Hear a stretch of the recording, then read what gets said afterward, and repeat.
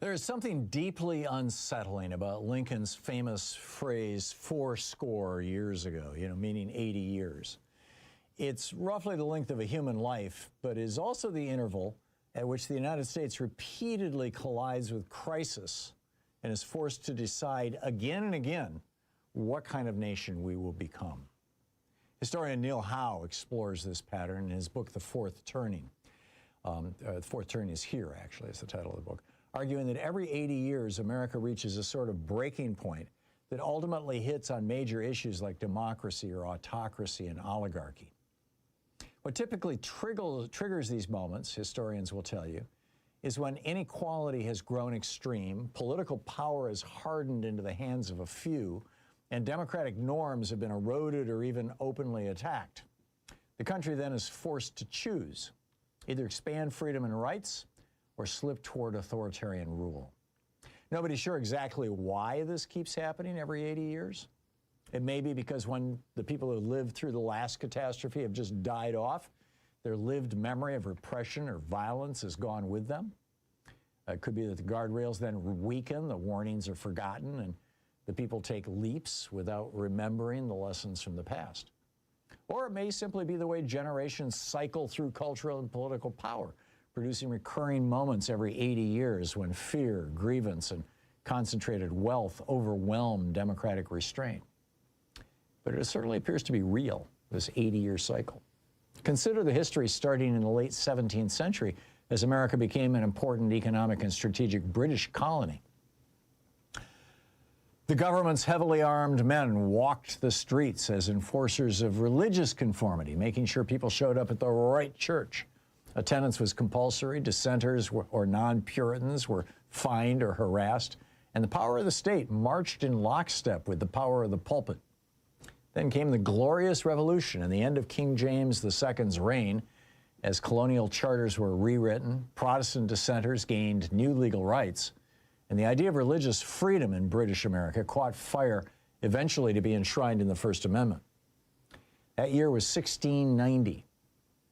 80 years later, the government's heavily armed agents were roaming the streets looking for people who'd spoken out against King George III or his East India Company.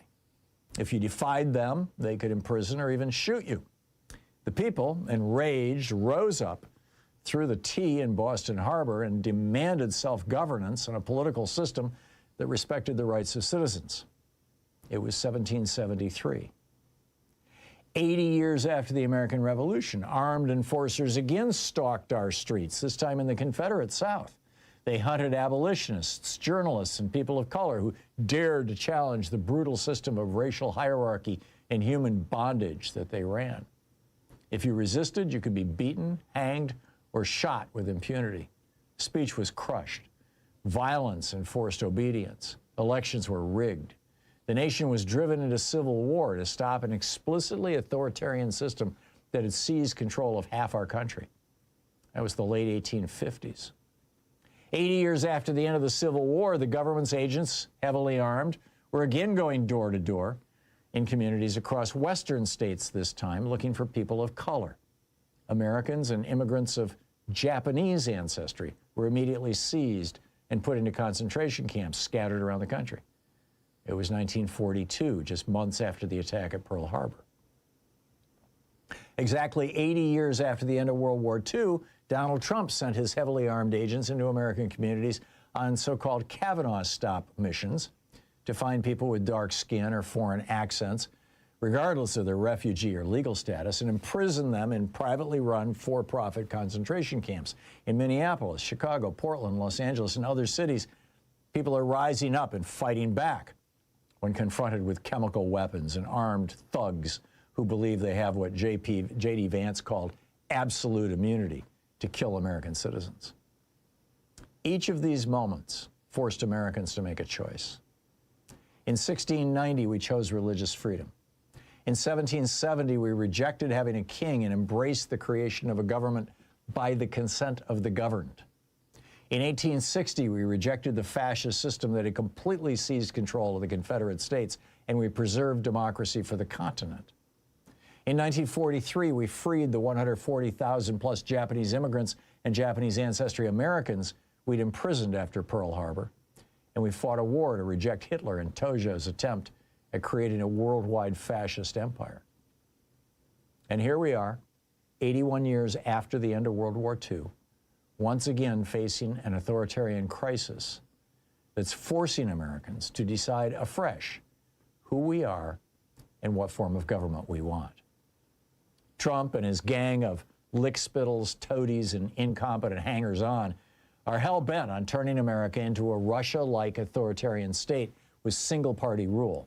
Almost without exception, they've cowed the entire Republican Party into a frightened silence as their brown shirts spread across the country to terrorize any city whose citizens had the temerity to vote against them. Outside of a few real stars, including Waltz, Pritzker, Fry, Ellison, and Newsom, Democrats, particularly national Democratic leadership, have failed to meet the moment. 9 turncoat Democrats even voted last week to give ICE more money and power. Henry Cuellar and Vicente Gonzalez of Texas, Jared Golden of Maine, Marie Gluesenkamp Perez of Washington, Don Davis of North Carolina, and Laura Gillen and Tom Suozzi, both of New York. And Hakeem Jeffries did nothing to punish them. None lost committee assignments or other perks. No one from Democratic leadership or from the DNC has meaningfully challenged the power or death dealing of the Trump regime. As a result, average Americans have picked up the slack, organizing ad hoc when ICE shows up and showing up by the millions in the streets for No Kings and other protests. Emperor Trump's response has been brutal, murdering citizens in the streets of America and then defiantly lying about the circumstances while slandering the memories of those his goons killed. He's questioned whether the election will even happen this fall and is now demanding voting rolls from every blue state, so presumably his people can figure out how to purge them of Democratic voters. We are thus at a turning point, much as we were in the 1490 War of the Roses, the 1570 Armada Crisis, the 1690s Glorious Revolution, the 1770s American Revolution, the 1860s Civil War, the Republican Great Depression of World War II of 1929 to 45, and today's Trump fascism crisis. Every one of these prior great turnings has produced an expansion of human rights, an improvement in quality of life and freedom, and essentially a rebooting of our country. We stand today on the verge of another turning point, every bit as important and consequential as the 6 that preceded it. Will America choose Trump's and Putin's authoritarian model, compiling lists of domestic terrorists who dare film ICE operations, and killing people who dare drive away from them or try to protect people from being beaten to the ground and pepper sprayed in the face? Or will we constrain the jackbooted thugs who are currently running wild in our cities, stop the naked corruption of a Trump family that's made billions in their first year back in charge, and help the GOP reinvent itself along the lines of Dwight Eisenhower's moderate conservatism? Neither outcome is guaranteed. Trump and his degenerate suck-ups have no intention of relinquishing power, and billionaires like Murdoch, Bezos, Musk, Zuckerberg, and Ellison appear committed to using their media and social media power to back him up. MAGA families are replacing their "Don't Tread on Me" flags with ones that say "Comply or Die," as submissive conservative men worship at the golden Big Daddy Trump altar.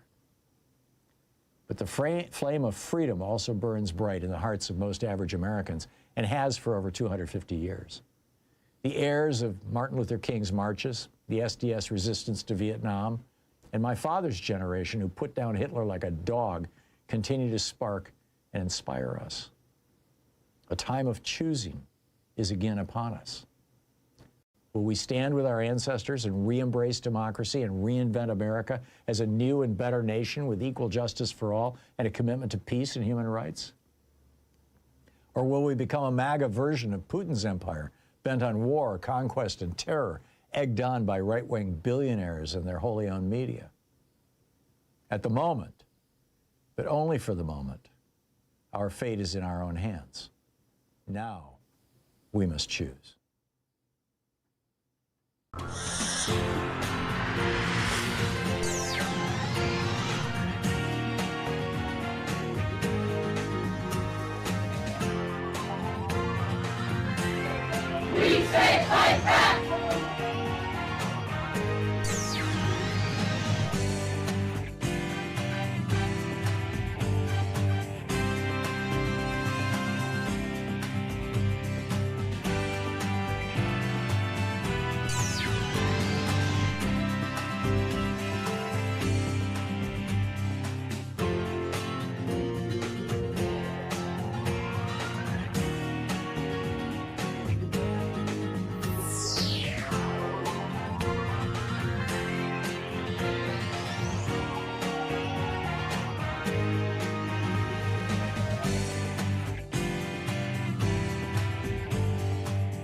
book today in the Thom Hartmann Book Club is Stolen Focus by Johann Hari.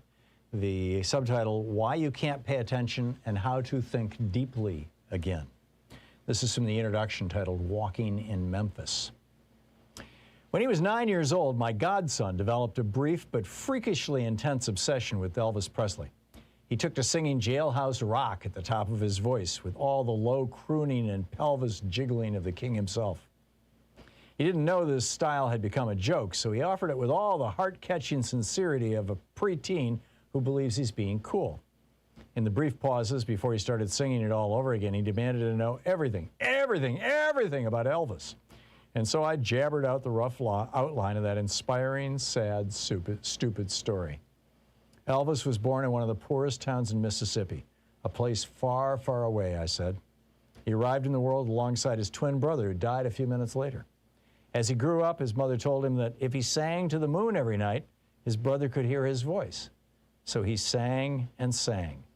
He began to perform in public just as television was taking off.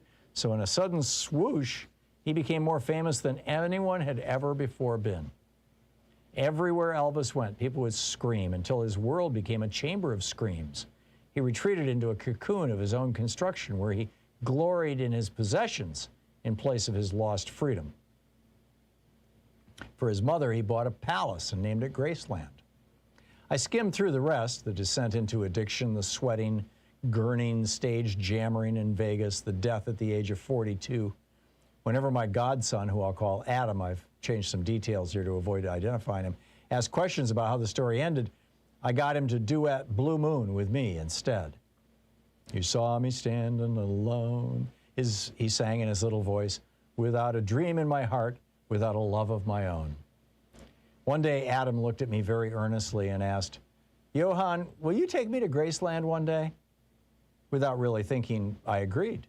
Do you promise? Do you really promise? I said I did. And I never gave it another thought until everything had gone wrong. 10 years later, Adam was lost. He had dropped out of school when he was 15, and he spent literally almost all his waking hours at home alternating blankly between screens, his phone, an infinite scroll of WhatsApp and Facebook messages, and his iPad on which he watched a blur of YouTube and porn. At moments, I could still see in him traces of the joyful little boy who sang Viva Las Vegas, but it was like that person had broken into smaller, disconnected fragments. He struggled to stay with the topic of conversation for more than a few minutes without jerking back to his screen or abruptly switching to another topic. He seemed to be whirring at the speed of Snapchat, somewhere where nothing still or serious could reach him. He was intelligent, decent, kind, but it was like nothing could gain any traction in his mind. During the decade in which Adam had become a man, this fracturing seemed to be happening to some degree to many of us. The sensation of being alive in the early 21st century consisted of the sense that our ability to pay attention, to focus, was cracking and breaking. I could feel it happening to me. I'd buy piles of books and I'd glimpse them guiltily from the corner of my eye as I told myself, just one more tweet. I still read a lot, but with each year that passed, it felt more and more like running up a down escalator. I had just turned 40, and wherever my generation gathered, we would lament our lost capacity for concentration, as if it was a friend who had vanished one day at sea and never been seen since. Then one evening, as we lay on a large sofa, each staring at our own ceaselessly shrieking screens, I looked at Adam and felt a low dread. We can't live like this, I said to myself. Adam, I said softly, let's go to Graceland. What? I reminded him of the promise that I had made to him so many years before. He couldn't even remember those blue moon days, nor my pledge to him, but I could see that the idea of breaking this numbing routine ignited something in him. He looked up at me and asked if I was serious. I am, I said, but there's one condition. I'll pay for us to go 4,000 miles. We'll go to Memphis and New Orleans. We'll go all over the South, anywhere you want. But I can't do it if when we get there, all you're going to do is stare at your phone. You have to promise to leave it switched off except at night. We have to return to reality. We have to connect with something that matters to us. He swore he would, and a few weeks later, we lifted off from London Heathrow toward the land of the Delta Blues. When you arrive at the gates of Graceland, there's no longer a human being whose job is to show you around. You're handed an iPad, and you put in little earbuds, and the iPad tells you what to do. Turn left, turn right, walk forward. In each room, the iPad, in the voice of some forgotten actor, tells you about the room you're in, and a photograph of it appears on the screen. So we walked around Graceland alone, staring at the iPad. We were surrounded by Canadians and Koreans and the whole United Nations of blank-faced people looking down, seeing nothing around them. I watched them as they walk, feeling more and more tense. Occasionally, somebody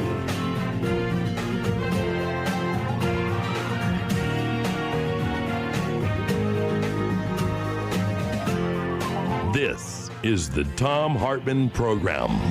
Hey, top of the Thursday to you. When future historians write about the fall of American economic power, will Trump be the turning point? Also, the police state is taking shape, and a retired couple is in shock as ICE agents point guns at them after church. They said these guys have the demeanor of criminals. In the second hour of our program, Phil Ittner is going to drop by to give us an update on Ukraine. Are we going to have a forever war as Trump hangs a loving photo of Putin in the White House? Honest to God, he did this. And Greg Palast is here in the second hour of our program with the real story of why the FBI raided Georgia yesterday.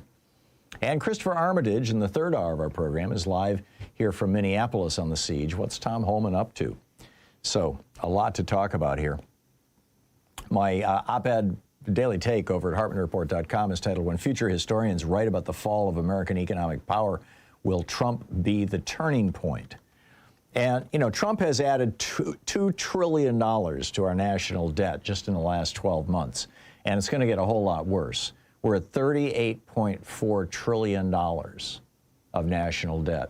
Now, I haven't typically, you know, over the last 20 some odd years I've been doing this show, been one of those people who freaks out about the debt. I'm not a deficit hawk, as it were, generally speaking. But let me tell you what's going on here. For the last 45 years, since Reagan became president, it's been a very, very straightforward process. They called it the two Santa Claus theory.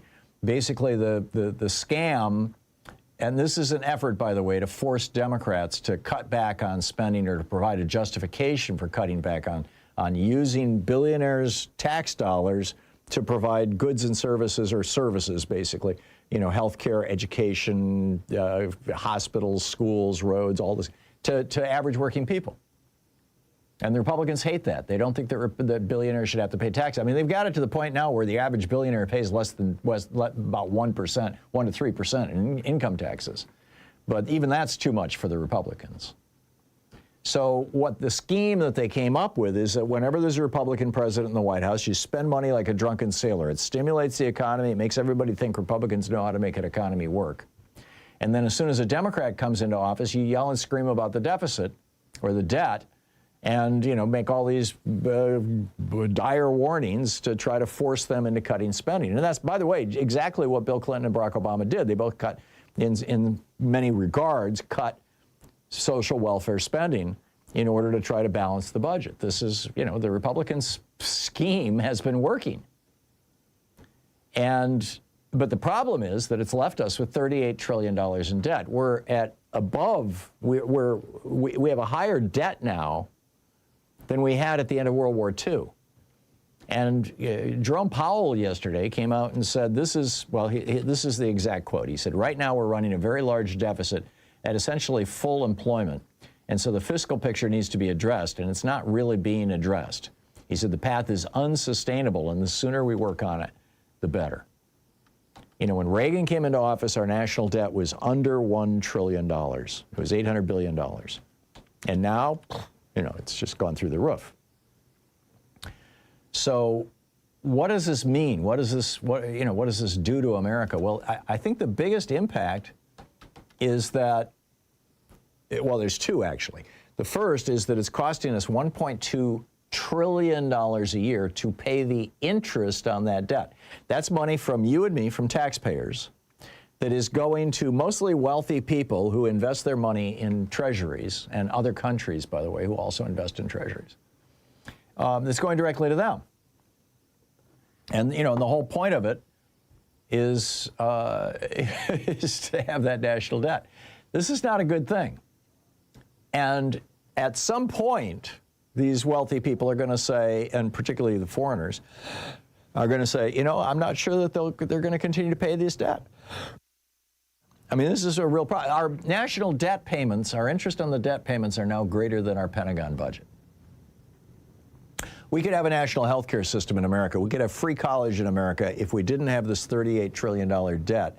And by the way, all $38 trillion of that is money that basically our government borrowed to give to billionaires. So, here we are. So that's number one problem. The number two problem is that, America is basically got this subsidy going, all of us. Our home mortgages are low compared to many other countries. Our car loans are low compared to many other countries. Businesses can borrow to develop new products and expand product lines and things like that, expand their companies, because the dollar is the reserve currency for the world. Everybody in the world, if you want to engage in international trade, you basically have to use dollars, particularly to buy oil. And other countries are starting to say, no, we don't want to go along with this. And if this reaches a tipping point, if enough countries say we're not going to use dollars anymore, and the world does what's called de-dollarization, basically just stops using dollars, then we lose that subsidy. Our interest rate's going to go up, our inflation is going to go up, the cost of doing business in the United States is going to increase. I mean, all that subsidy that we have essentially because the dollar is the reserve currency of the world. And it's happening. The BRICS countries, Brazil, Russia, India, China, and South Africa, have been now joined by Egypt, Ethiopia, Indonesia, Iran, and the United Arab Emirates, the UAE. And they're all using their alternative currencies instead of dollars. China has created an alternative to the SWIFT system. This is the international bank, the international clearinghouse that clears all international dollar-based transactions. It's called SWIFT. Well, China has come up with one. It's called the Cross-Border Interbank Payment System, CIPS, C-I-P-S, that's challenging SWIFT. And Africa and Brazil just integrated this into their own financial systems. India and the United Arab Emirates are now trading in rupees and dirham. China is using yuan to buy natural gas from the UAE. They've almost entirely abandoned the dollar for their trade with Russia, the UAE, and Iran. And like South Africa, Brazil has been increasingly using the real and the yuan to settle bilateral trade with China, bypassing the dollar altogether. Even Milei in Argentina is now using yuan, the Chinese currency, Y-U-A-N, for trading with China. Now, we still have considerable momentum. The country's moving forward. We've got a powerful economy. We're a large nation with a lot of natural resources, a lot of people.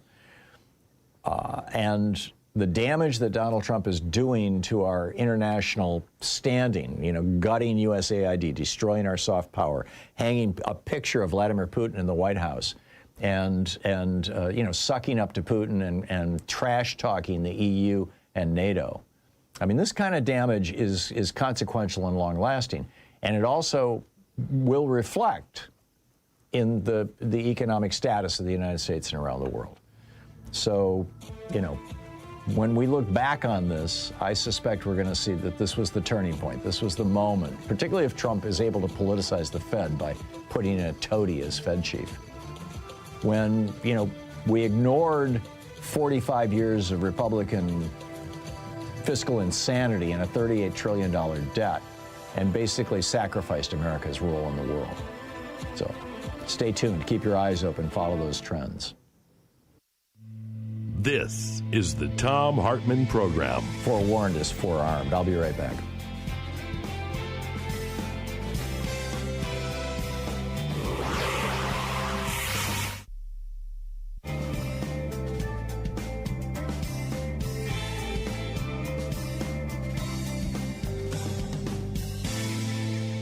And welcome back. Tim in Aloha, Oregon. Hey, Tim, what's on your mind today? Yeah, the whole big picture. People just don't have a clue. The middle class. And I've told you before. I've been in the same neighborhood 35 years. I've seen a couple of generations of kids go through, and it's really scary. People are living on a day-to-day basis. Keeping up with the Joneses is just as important as it was 30 years ago. So that's their main ingredient in how they control their lives. And you look at the 7 million people protest. So what's happened since then? He's murdered 2 people. You see what I mean? People just don't get it. Yeah. As long as that man's only been in power for 1 year, he could declare martial law tomorrow. That's how sad this situation is. You know, I mean, the extremes to which that man can go to based on how the society, the dysfunctional aspects of society is scary. As long as they're in control and they have the Supreme Court and Fox News on their side, and then most of the religious community, and then the literacy rate disintegrating in this country. Half the people are at a 6th grade level now. This is scary stuff. Yeah. People just don't get it. Yep, and you can track a lot of it back to Reagan's policies, to his gutting our educational system, to his ending, civics training, his making college way too expensive, his gutting union rights and destroying the union movement in the United States. We've gone from a third of us being in unions to fewer than 10% of us in the private sector. I mean, I get it. And then one other quick thing too. We're about the same age. We're a couple of years apart, but I grew up in an era where community colleges tuition was free. Yeah. You paid for your books, and then you got 60% back when you turned them in. And most of my teachers were PhDs. One was a Pulitzer Prize nominee. The other one was in Germany when Hitler came to power. He met the Kaiser. Would you like to have that lecture? Wow. You see what I mean? That stuff is disappearing. Yeah. You know? Yeah. No. The damage that Reaganism and the Republican Party have done to this country over the last 45 years is just mind-boggling. Tim, thank you. So well said. Thank you very much. Randy in Huntington Beach, California. Hey, Randy, what's up? Good morning to you.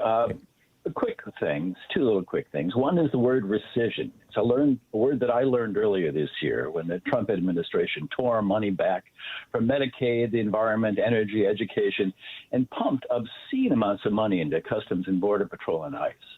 We need to let our representatives know that this is our voting issue and that these organizations need to be brought down. The final thing is I have a brief little poem for you. Okay. It's modeled after Springsteen's concept, with whistles and phones and blood and bones every day and every night. There's no such thing as a Donstitution. We know what is right. ICE has violated almost 100 court orders in January alone. We record the blows to our bones on our phones. United, we win this fight. Wow. So you're a poet, Randy. Encourage people to get involved. I want to encourage people to get into the elections on every single level, from city council to planning commissions to state and, of course, when time comes, all the federal elections. Yeah. Because there are so many more of us than there are of them. United, we will win this fight. I think so. It's going to be a hell of an uphill challenge because we've got, all these right-wing billionaires who are, buying media and pushing out, these right-wing messages constantly. Randy, so well said. Thank you very much for the call. Great poem. We'll be back with more of the news of the day and your calls in just a minute. Stay with us.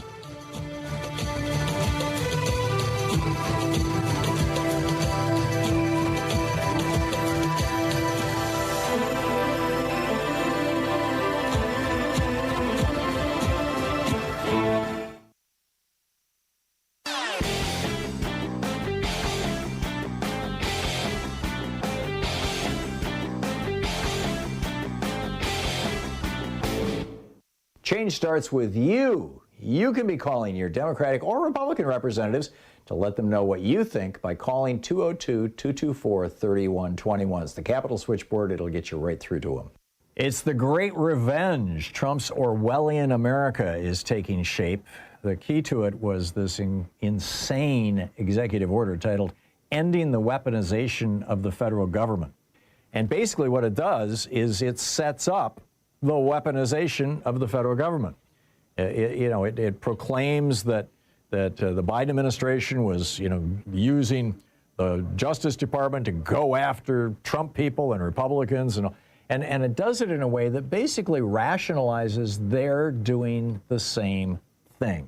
This is a absolute danger to our republic, this executive order and Trump's assertions around it. And you can read all about it. There's a whole op-ed about it titled "The Great Revenge, Trump's Orwellian America Takes Shape," over at HartmannReport.com. Get ready for the investigations, the arrests, and the show trials.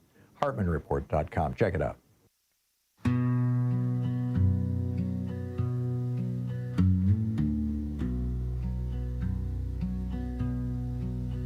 We were never innocent, never clean. But we built rules so the worst of us couldn't burn it all down just to win.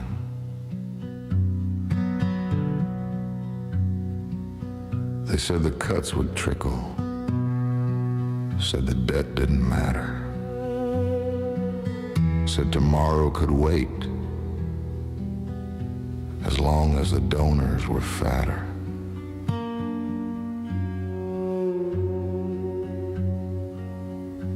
Now the books are bleeding,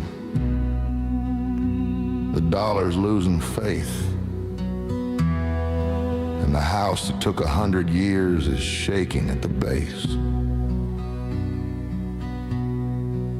You don't hear the crack all at once. It's quiet when trust breaks. History doesn't scream. It just takes notes and waits.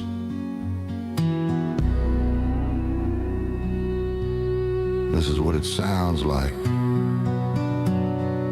when the bill comes due. Not a crash, not a war, just the cost of what we chose to do.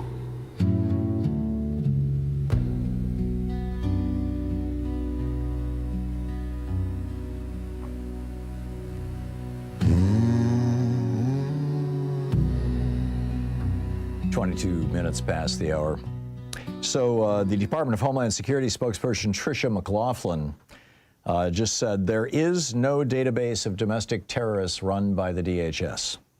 Ken Klippenstein says there's just one problem with that statement. She's lying.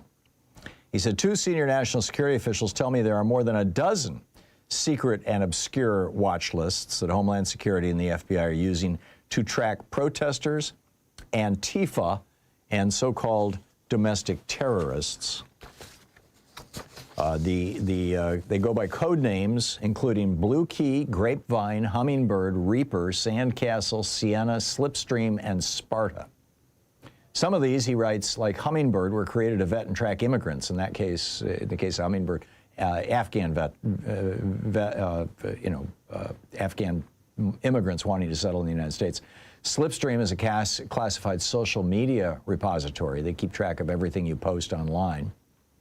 Others are tools used to link people on the streets together or connect people based on their phone conversations or emails.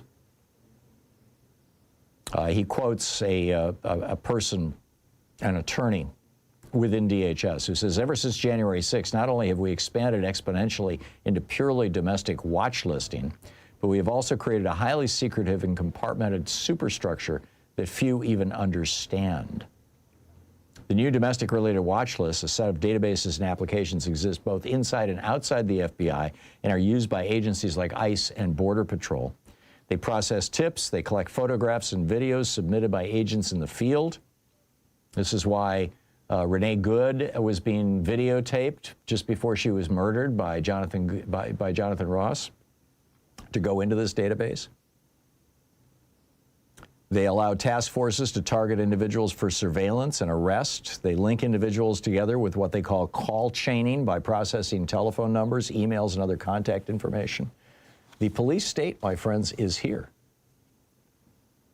Tom Holman, Trump's border czar, said, one thing I'm pushing for right now, we're going to create a database for these people that were arrested for interference, impeding, and assault. We're going to make them famous. Yeah. You know, watch lists like this were like what the British kept during the American Revolution. It's why the Fourth Amendment says what it says, and the Fifth Amendment says you can't be detained without due process of law. Justice Felix Frankfurter on the Supreme Court back in the day This was back in the 1950s when the Justice Department, again, was compiling lists of Americans that, were not happy with the Eisenhower administration, the Republican administration. And he said, secrecy is not congenial to truth-seeking. You think? But that's what's going on. And Ken Klippenstein has busted this open. It'll be interesting to see how much coverage it gets on the corporate media. The Brennan Center's Liberty and National Security Program Director said that this all started with Donald Trump's National Security Presidential Memorandum number 7 and Pam Bondi's December 5th memo implementing that. This was the memo that said that you may be a domestic terrorist if you oppose anything that Donald Trump says or does, basically. And, the government under the Privacy Act is prohibited from gathering information about Americans exercising their First Amendment rights, but there are exceptions to that, and apparently these guys are saying that they are using these exceptions. And as a result, we get these things like this retired Minnesota couple who was on their way to church, an elderly couple. And the husband says, we turned into the parking lot and were greeted by approximately 4 unmarked ICE vehicles with agents who immediately stopped us and pointed semi-automatic weapons in our face, threatened us multiple times with arrest. They continued to threaten us multiple times, pointing guns at my wife's and I face. His wife said, I was scared. I've never had 2 guns pointed at me. We're a retired couple, the husband says. This is terrorism. They took pictures of my car and my license plate. It's a personalized license that I made in memory of my grandchildren, and they mocked it. They were acerbic. They just collected their $50,000, he said. No level of professionalism. They had the professional demeanor of criminals. He said they were like the insurrectionists you saw in pictures of the Capitol, at the Capitol. It's unbelievable. It makes me ashamed. Yeah, you think? So what say you? I'll pick up your calls on the other side of the break. It's 27 minutes past the hour. Stay with us.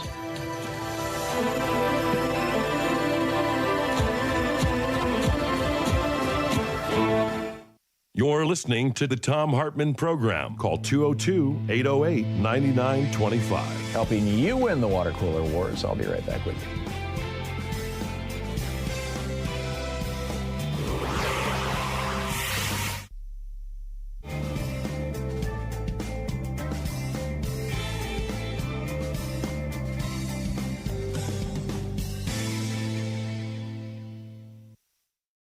Our book today in the Thom Hartmann Book Club is The Hidden History of Big Brother in America, How the Death of Privacy and the Rise of Surveillance Threaten Us and Our Democracy. This is from the introduction, titled The Big Picture of Social Control versus Democracy. This book deals with 2 very large and often amorphous concepts, privacy and surveillance in the context of government and the marketplace. Both concepts have undergone changes over the millennia of recorded human history, and those changes have dramatically sped up and expanded over the past few centuries, starting with the widespread use of the printing press in the mid to the late 15th century, when books and newspapers began to proliferate across Europe, and in the rest of the civilized world by the end of the 17th century, civilized in quotes. The development of radio, television, and the internet in the 20th century heightened the need to define more clearly what both concepts meant and how they applied both to governments, the public sector, and to individual and corporate players, the private sector. The thought police and Big Brother are terms introduced into the popular lexicon by George Orwell in his novel 1984.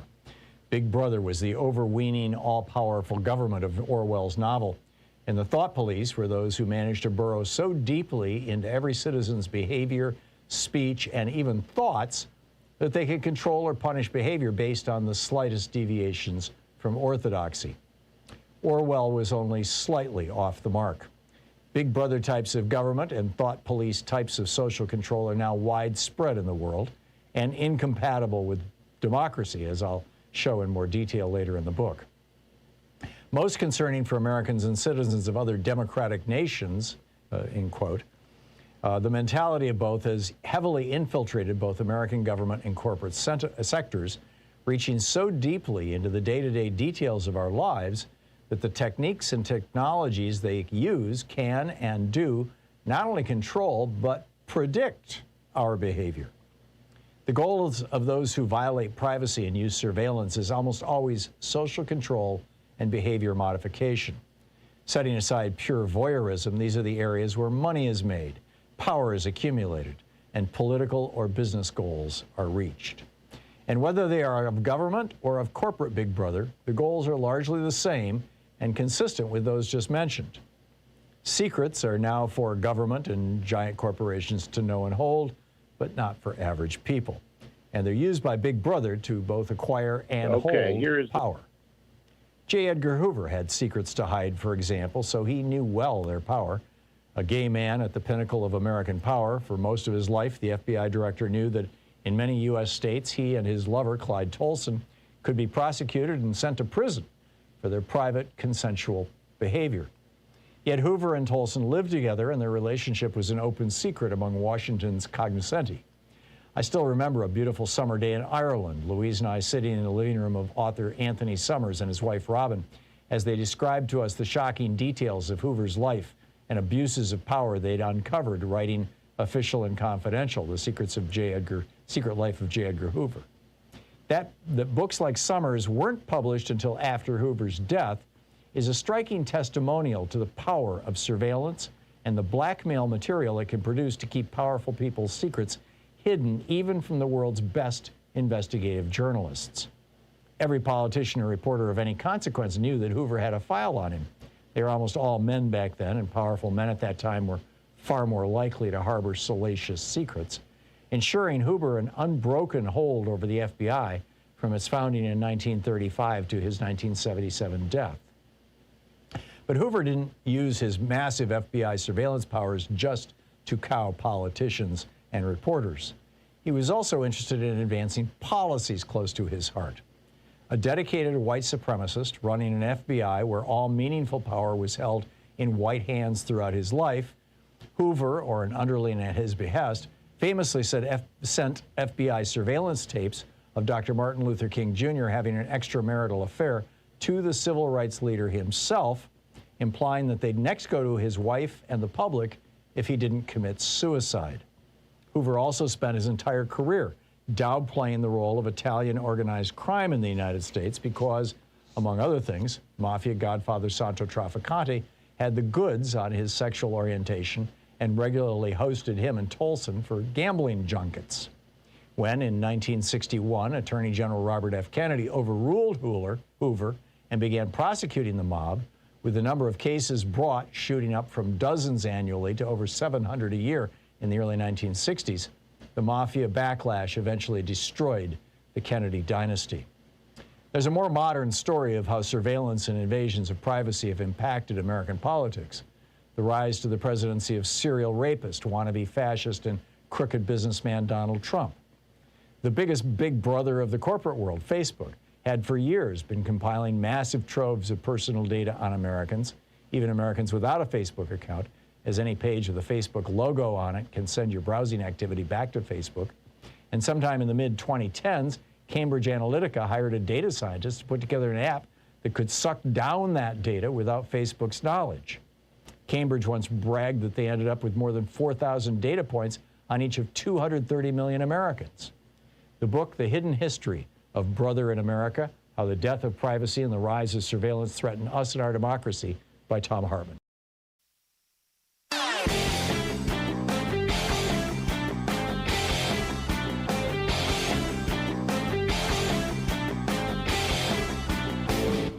Did you know that every weekday we send out an email before the show giving you all the topics coming up so you can be fully informed and ready to interact with our program? Or that after the show we send out Sue's Stack, a list of every topic I've discussed along with clickable hot links to every source of information I've shared with you on the air? It's all completely free and available over at thom.tv, THOM.tv. Check it out.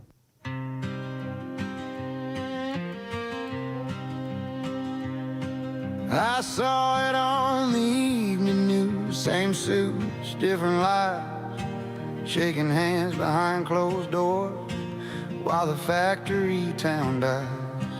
They say the market needs some help, say it's just a temporary bend, but the checks go up to Wall Street and the bills come back to us again. They call it rescue, call it aid, call it saving what they own, but every dollar that they steal is another nail in someone's home. They're looting the economy again, pouring champagne while the rest of us drown, bailing out the kings of the crash as they auction off the town. Same old crime, same old friends, different year, same damn end. We lose our jobs, they cash it in. They're looting the economy again. 35 minutes past the hour. Welcome back. Wow. Did you see that? It was just amazing yesterday. I believe it was an Associated Press reporter was in the West Wing of the White House and noticed that Trump has just hung a picture of him and Putin in Alaska on the wall. He's taken down the pictures of Obama and Biden. They don't even appear anywhere in the White House anymore. And he's put up a picture of Putin. Doesn't that tell you everything you need to know about Donald Trump? So what's on your mind today? Bob in Winter Haven, Florida. Hey, Bob, what's up? Hey, Tom, how are you doing today? Fine, thank you. What's on your mind? Good. I just wanted to warn everybody that even if there's good news on the internet, it may be generated by AI. My wife and I were sitting on the couch watching the news about Alex Preddy last Saturday, and she was flipping through her phone and found a link that said that Donald Trump's empire was collapsing because his bond was pulled back about his properties in New York, and that they were going to foreclose Saturday, and so everything was collapsing. Well, we were giddy with glee. We were just, oh, this is wonderful. Yeah. So there was a YouTube link on there, and we looked at it on the TV, and there was a Rachel Maddow, a Lawrence O'Donnell, and Fox News, and they were all saying the same thing. But then I was watching Rachel's. This doesn't quite look like her or sound just exactly like Rachel. So we said, well, if this is true, we'll see it on Ali Velshi tomorrow.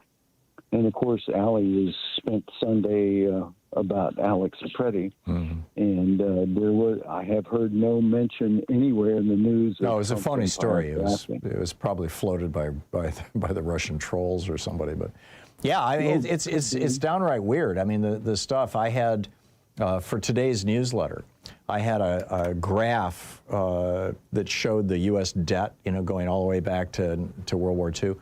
And it only went up to the first Trump administration. And so I fed it into an AI program and said, can you extend this graph to include the information on Biden and the second Trump?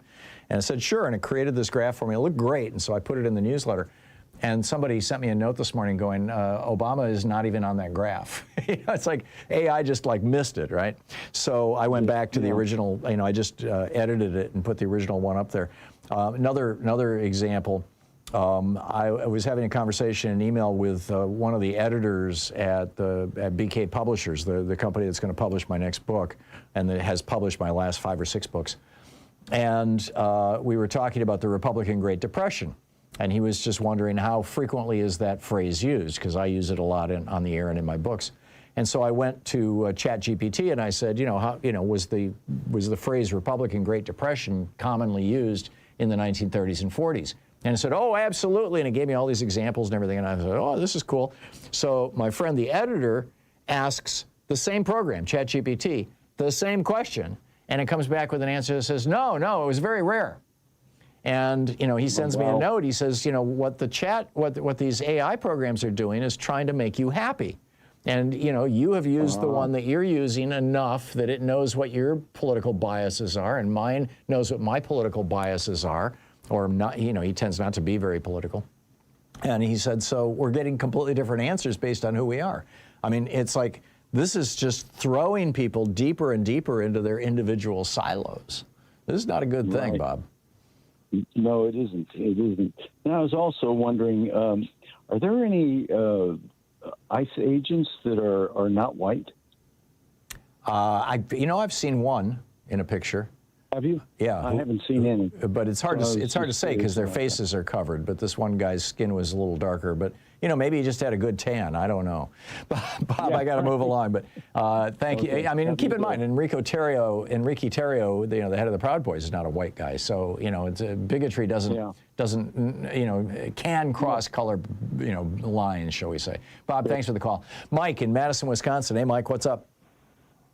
Springsteen has a song out called Streets of Minneapolis, a song for social change. Yeah. It has 2.5 million views in 20 hours on YouTube. Yep. I have listened to it. It is great. That's the Democratic Party should adopt it as a midterm election theme song against the Republicans. Trump hates Springsteen. Yeah. This would tear him up crazy. Springsteen has always supported working Americans and justice for Americans. The band U2, with lead singer Bono, had a #1 song, Where the Streets Have No Name, an anthem song about social, economic, and religious divisions in Belfast, Northern Ireland. That was #1. Mm-hmm. Democrats need to adopt this song, please. Yeah, okay. I read about it last night. I have not yet heard it. I got really, really busy last night, and I've got to track it down today and listen to it. But I've heard good things about it. So, Mike, thanks a lot for that. Andre in Chicago. Hey, Andre, what's up? Hello, Tom. Good morning to you. Morning. Tom, I'm called because I'm concerned about the incident with Mr. Petty. Okay, so it says that 11 days before he was shot, that he kicked out a tail light. Well, what should have happened is they should have reported this. They should have filed a police report just like any other car accident, because for that light to come out, you had to kick it pretty hard. So where they failed at is they didn't make a police report. So I also think that this was premeditated murder, because, word gets around. You get back to the shop, everybody's talking about what this guy did. Now everybody's gunning for him. It's just by chance that they end up seeing him again, and they took the opportunity to shoot and kill him. I think it was premeditated. I don't know how to play out, but that's just my take on it, Tom. Yeah, that makes a certain amount of sense, Andre. I mean, I've, killer cops and all that, going on revenge things. It was reported, I haven't seen anything about taillights, but it was reported that a week or two before he was murdered, Alex Preddy had been in an altercation with ICE. In fact, Trump just tweeted out video of it, by way of saying he's not a nice guy. And they got him on the ground, and one agent put his knee in Preddy's back and broke one of his ribs. And there's even a hospital record of that. So he had been assaulted by ICE, certainly. Right, and in spite of what he did, he should have never been denied due process. By they killing him, they denied his due process. It'd be interesting to note if any of the cops, these guys aren't even cops, if any of these thugs, these ICE thugs who had broken his rib 2 weeks earlier and got in a fight with him were the shooters, or were involved with the shooters. That's a really thought-provoking question, Andre. Thank you very much for that. I appreciate that. Maria in Philadelphia. Hey, Maria, what's up? Hi there. Can you hear me okay? Sure. Okay. So there's so much to talk about, my goodness, but I'm going to start with this because you mentioned BRICS. And I was watching, there's this guy who has a program or YouTube channel, UNFTR, and he's actually backed up by Midas Touch. Mm-hmm. And he was talking about the petrodollar that these BRICS countries were working on to basically avoid having to have the dollar as the currency of choice, right? Yep. And his comment was that, and I don't know if you heard about this or I don't know what your thoughts are on this, because his comment was that's why they attacked Venezuela. Marco Rubio, Cuba, all that stuff. He's a right winger. Okay, he's basically what I call a Cuban fascist, and that's why they went after this to try to prevent that. But I don't know if that I'm sorry, it's been weeks since I saw that his whole episode. So I'm not really sure if you heard about that. And then the second thing, real quick, I just wanted to say. Yeah. The second thing I wanted to say is everybody's talking about what happened to Representative Omar, but I don't know, I haven't heard anyone say, other than reading it in The Hill and stuff in PBS.org, Maxwell Frost got sucker punched at a party at Sundance. Right. I didn't hear anything about that. It's probably because there's no video of it. If there's video of something, it goes wild. If there's not, then it just becomes a one-day story. Yeah, well, they did arrest the guy, so I mean it's true because you know, it's like I got it from reliable sources. It's all over the place, but yeah, I don't know if you heard about that petrodollar thing. I don't know. Well, that's the whole, not the whole point, but that was one of the original ideas, you know, with the BRICS countries and with this alliance between China and the United Arab Emirates, you know, which, by the way, is also funneling billions of dollars into the Trump family. It's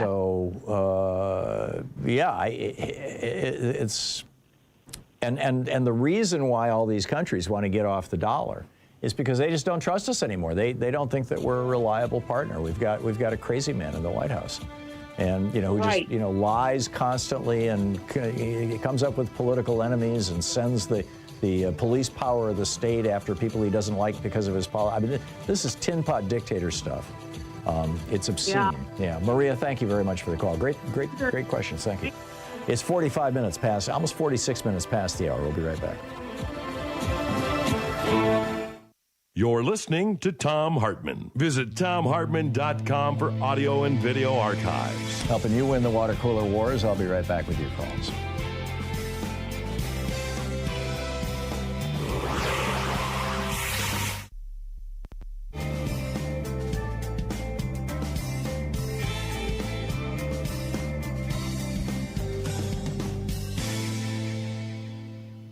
And welcome back. Bill in Everett, Washington. Hey, Bill, what's up? Bill in Everett, Washington. Watching on Free Speech TV.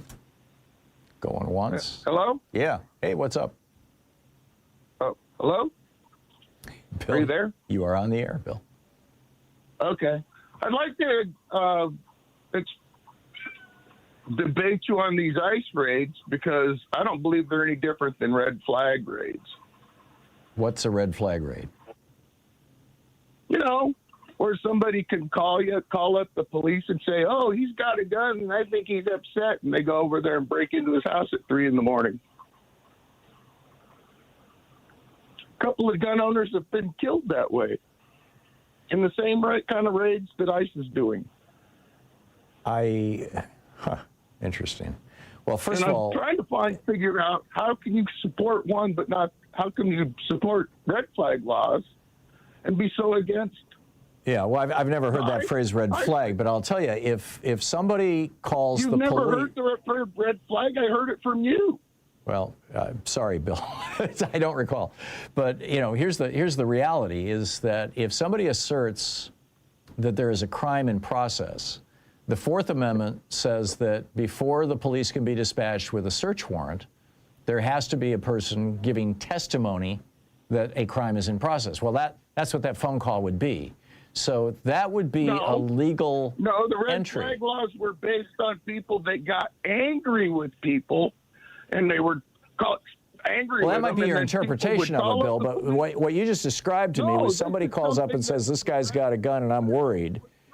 And the police show up. That's testimony that a crime might be in progress. And you know, ICE on the other hand, call up on you, Tom.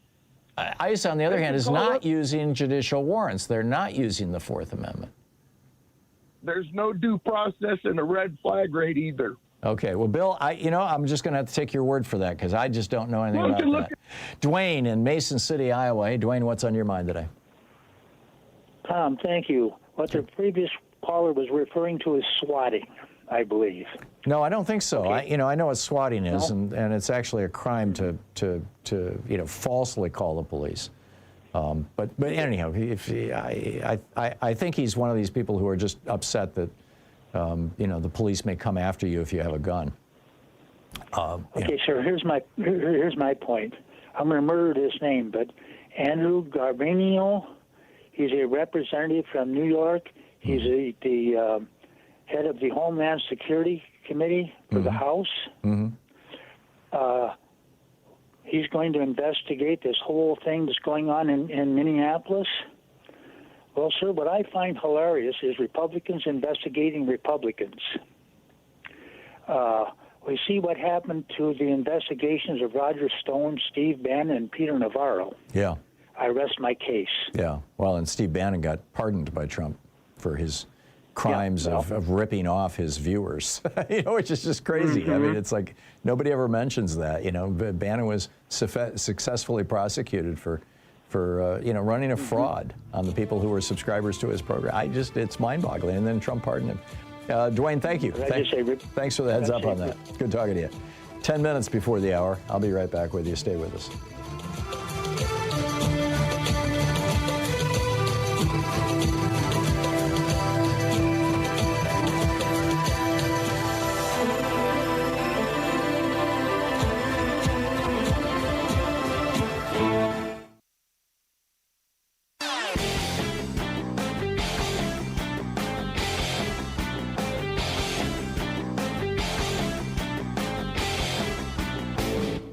Hey, thanks so much for sharing our program and for reaching out to our stations and sponsors and letting them know that you're listening. It really means a lot to us.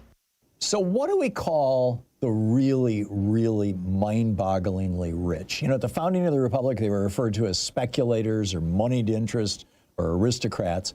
In the years leading up to the Civil War, we called them the cotton lords and the plantation aristocracy. In the late 19th century, they were the robber barons. In the 1930s, FDR called them the economic royalists. But since the Reagan Revolution, we've just called them billionaires. And now, some of them want to call themselves tech bros. Like, that's kind of a good thing, like tech is positive and bros, like Mark Zuckerberg saying we need more masculine energy in American business culture. So we need a new phrase. I would like to suggest the morbidly rich. Morbidly suggests unhealthy. And the vast riches that some of these people have is unhealthy to our democracy, particularly since 5 Republicans on the Supreme Court said that morbidly rich people can buy politicians. And it's unhealthy for them, too. So morbidly rich. There's an op-ed over at HartmannReport.com all about it. Check it out. 9 minutes before the hour. Welcome back. Picking up your calls here. Marty in Chicago. Hey, Marty, what's up? Hey, Tom. Thanks for taking my call. Sure. I wanted to shed some light on an article I heard on NPR over the weekend. Mm-hmm. They were in Copenhagen in Denmark, and talking to a few veterans of the Afghanistan and Iraq war that were living over there. One thing I learned is that Denmark lost more soldiers per capita than a lot of the other allied forces that fought in Afghanistan.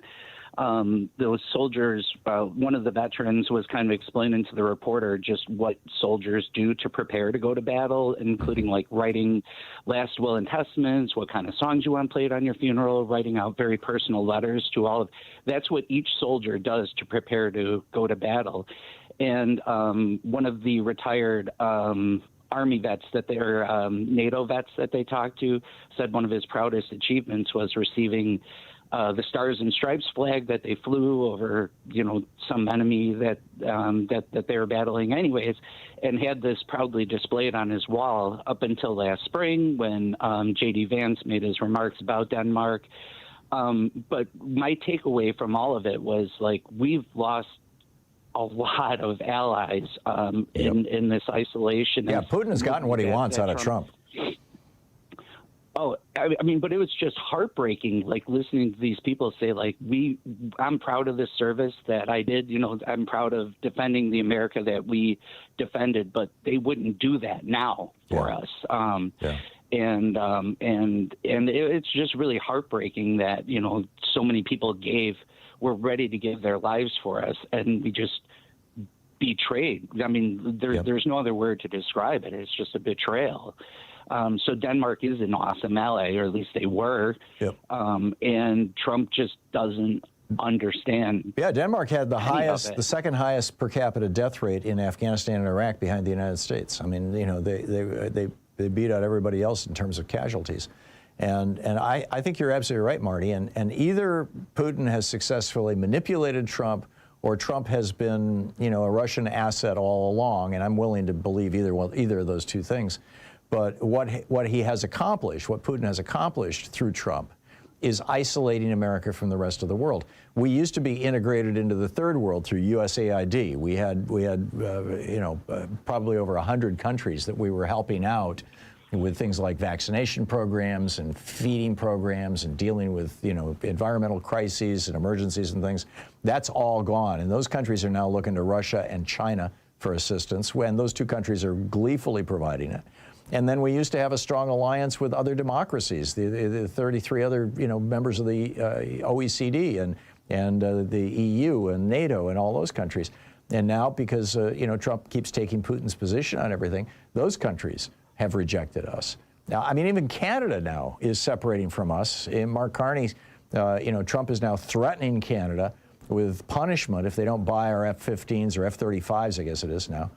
And Carney is like, screw that. We're going to buy our fighter jets from Sweden. In fact, we're going to start manufacturing them here in Canada. The whole world is isolating America. This is not a good thing for our country. And of course, that's exactly why Putin is doing it. And I think it's why Trump is doing it. I think Trump hates America. I think he wants to live in a country that is, basically like, or the apartheid South Africa. He wants a whites-only country that doesn't interact with the rest of the world, doesn't respect democracy, and is gradually pushing out or killing off all the people of color. I don't see any other possible explanation for his behavior. I don't either, and I'll say that I mean we're going to feel this loss if the time ever comes where we're going to need those allies on our side. And that time may come fairly soon if he decides to attack Iran. Yeah, we don't have the force to. I mean, we don't. We would need other allies to join us if there was an armed conflict. Iran has anywhere in the Middle East. Yeah, this goes beyond Hezbollah and Hamas. Iran has agents essentially all over the world, and if they decide to go after us using non-conventional means, like blowing up our embassies, killing our diplomats, murdering American business people, overseas, stuff like that, it's going to be a real challenge. And here's, Trump's got the Armada now parked off the coast of Iran, and because the Republicans blocked that war powers vote, that would have prevented him from attacking Iran without Congress's approval, now he can do it. And he sure looks like he's going to. And this could have terrible consequences. Marty, particularly given the context that you just provided, Marty, thank you very much for the call. We'll be back on the other side of the break with Phil Ittner, live from Ukraine. Stay with us.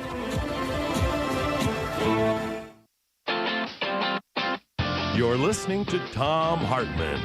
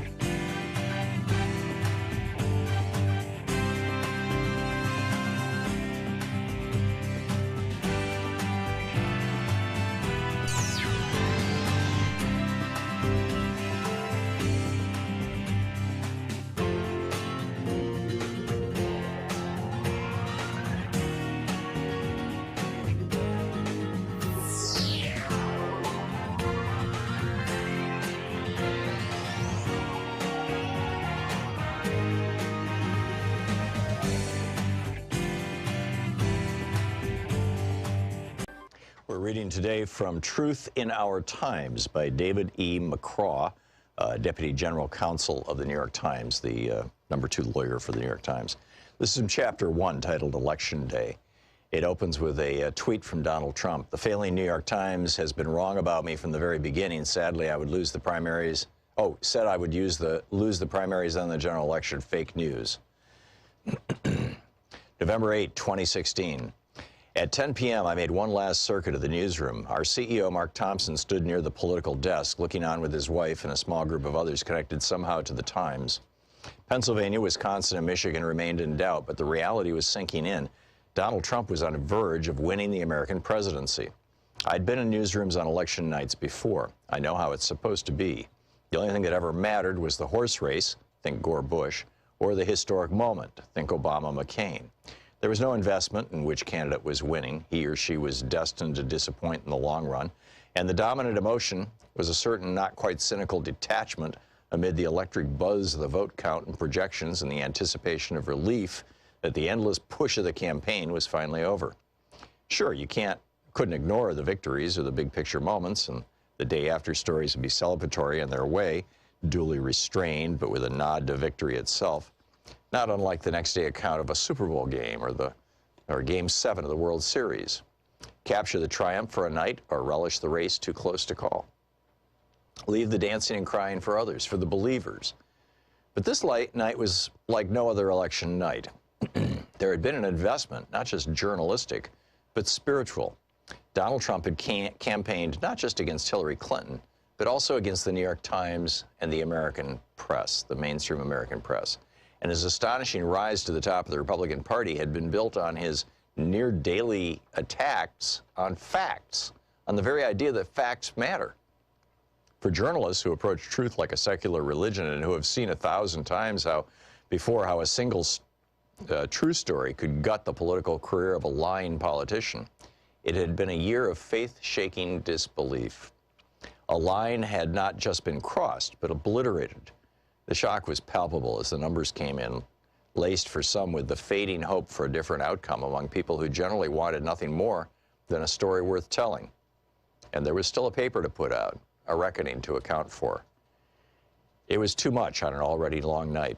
I slipped away. At the elevators, I ran into Sue Craig and a guy who was obviously not from the Times. Sue had broken one of the biggest stories of the campaign. She was the one who went to her mailbox one day in September and found pages from Donald Trump's tax returns in an envelope. She introduced me to her acquaintance. He had once worked for Trump. I didn't ask why he was there. Like me, Sue had decided to get away. "It's too weird here," she said. We all got on the elevator. Sue, who had written a devastating story about Trump, me, whose letter to Trump's lawyers had lit up the internet for a week in October, and one of Trump's guys. We rode in silence, a strange tableau on the strangest night of the year. 14 hours earlier, as I came into the building, the Times security guard had called me over. They wanted to make sure I knew about the plans for the next morning. In the quirky ways that things happen at the Times, I had become the lawyer to see for all the things that security guys encountered, from the intruder who pilfered women's shoes to the anonymous letter weaponized with razor blades. The Times was printing thousands of extra newspapers, and tables were going to be set up outside for all the people who would be showing up to buy the New York Times for posterity's sake. The headline, I later learned, was going to read, "Madam President." We had been caught flat-footed 8 years earlier when Barack Obama had made history. By the time I arrived for work early in the morning of the 2008 election, the line was already starting to snake down the sidewalk. Soon there were hundreds of Obama supporters who thought, and why wouldn't they, that the place to buy a copy of the New York Times was surely at the New York Times. Lots of things happen at the Times building. Selling newspapers is not one of them. Employees were pressed into emergency duty to cart bundles of newspapers from the Times printing plant in Queens, and the long lines outside the building stretched on into the afternoon. But it was Obama's victory in 2012 that was on my mind this morning. I vote in a neighborhood that is predominantly black and middle class. In 2012, following a drumbeat of stories about how Republicans hoped to suppress voter turnout, I walked into my polling place at a local school 8 minutes after it opened. The line already extended back to the schoolhouse door. "Did y'all sleep here?" a guy wanted to know as he stepped into the foyer. On this morning in 2016, I had arrived before dawn. I was the only one in line at my precinct's table. That all seemed like a strangely distant memory as midnight approached. I had made my escape from the building with Sue and the Trump guy. At home, I sat alone in the glow of the TV screens as the states that mattered fell into place for the Republicans. I turned it off. Donald Trump was about to become president of the United States. The next morning, in a light drizzle on a gray November day, the newspaper sales tables were set up outside the building as planned. No one stopped. The vendors sat idly amid the stacks. There was no Madam President front page.